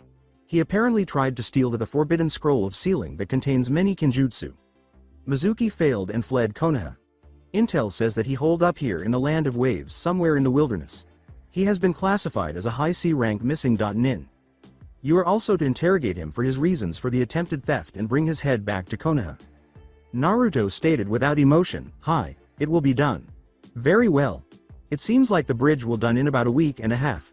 Kurenai.san has told me that your team intends to stay until it is finished. You most likely have until then to complete the missions. I'll leave in the morning, then. Hinata couldn't figure out why Naruto started acting aloof during dinner. Every time he spoke, his voice lacked emotion. Except for Sasuke, who gave him a glare, Team 7 only gave the rather strange member of Team 8 curious glances. Kurenai and even Kiba were giving him worried looks, but Naruto ignored them. He went to bed early after completing his dinner in a robotic manner. After eating in silence, Hinata made the decision to go look for him. She walked past the room where Zabuza and his partner, Haku, stayed at the end of the hall. Neither of those two had yet to leave their room for any of the meals or other activities. Following lunch and dinner, Tsunami would typically bring some food up for them. After knocking on the final door in the hallway, she said, "N. Naruto.kun." Naruto was in that room. "Yes. Why? You alright? Why you seemed. You. Upset at dinner?" "I am fine." Are you sure?" Hinata scowled. Yes. She was aware that Naruto was aloof and a little secretive, but today when Kakashi spoke with him, he had been even more so. Something was bothering him, and she could see it in his eyes. With her back against the wooden door frame, Hinata took a seat on the ground. She moaned softly, "You don't have to hide everything, you know." Abruptly, the door opened slowly. From the doorway, Naruto looked down at her. He nearly whispered, "Some things are best left unsaid." Hinata gave him a look. Little did she know that those words had a profound effect on him. "But we're your teammates. We shouldn't ignore you like this." Did they really care this much about him? He was aware that after they were promoted to Chunin, he would probably return to Anbu. They would no longer be his teammates. He would continue to murder. Why should they give a damn about a murderer like him?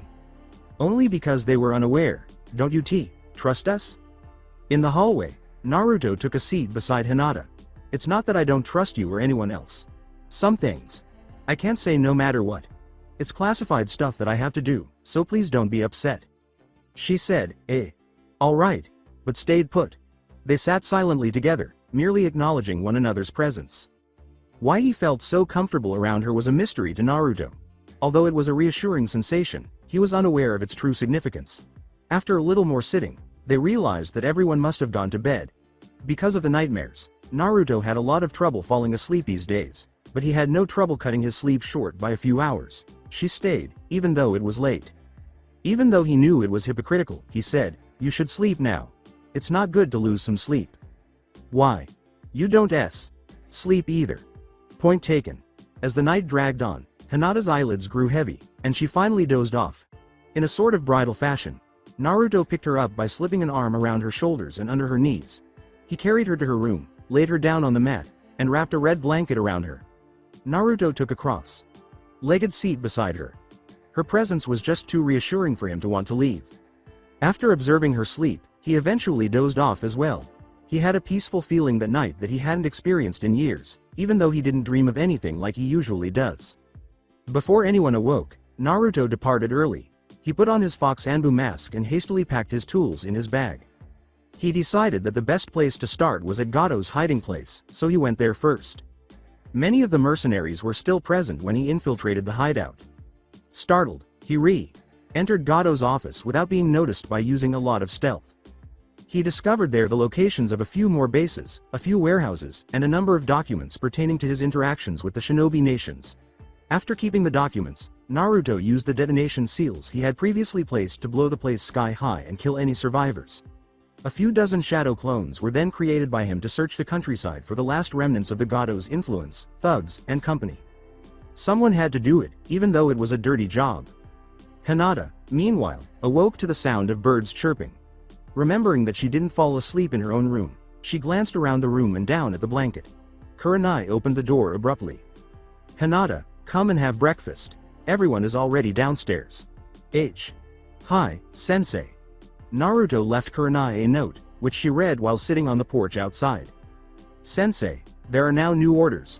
I'll be gone for a few days, probably until the bridge is finished." Naruto, her first thought was one of irritation and annoyance.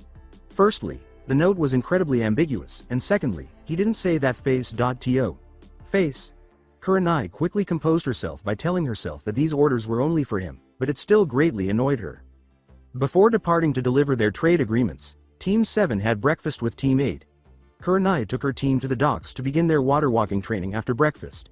Like in the tree climbing exercise, she described how to stay afloat by channeling chakra to their feet and keeping a constant yet flexible flow of chakra to correspond with the fluctuating water level beneath them.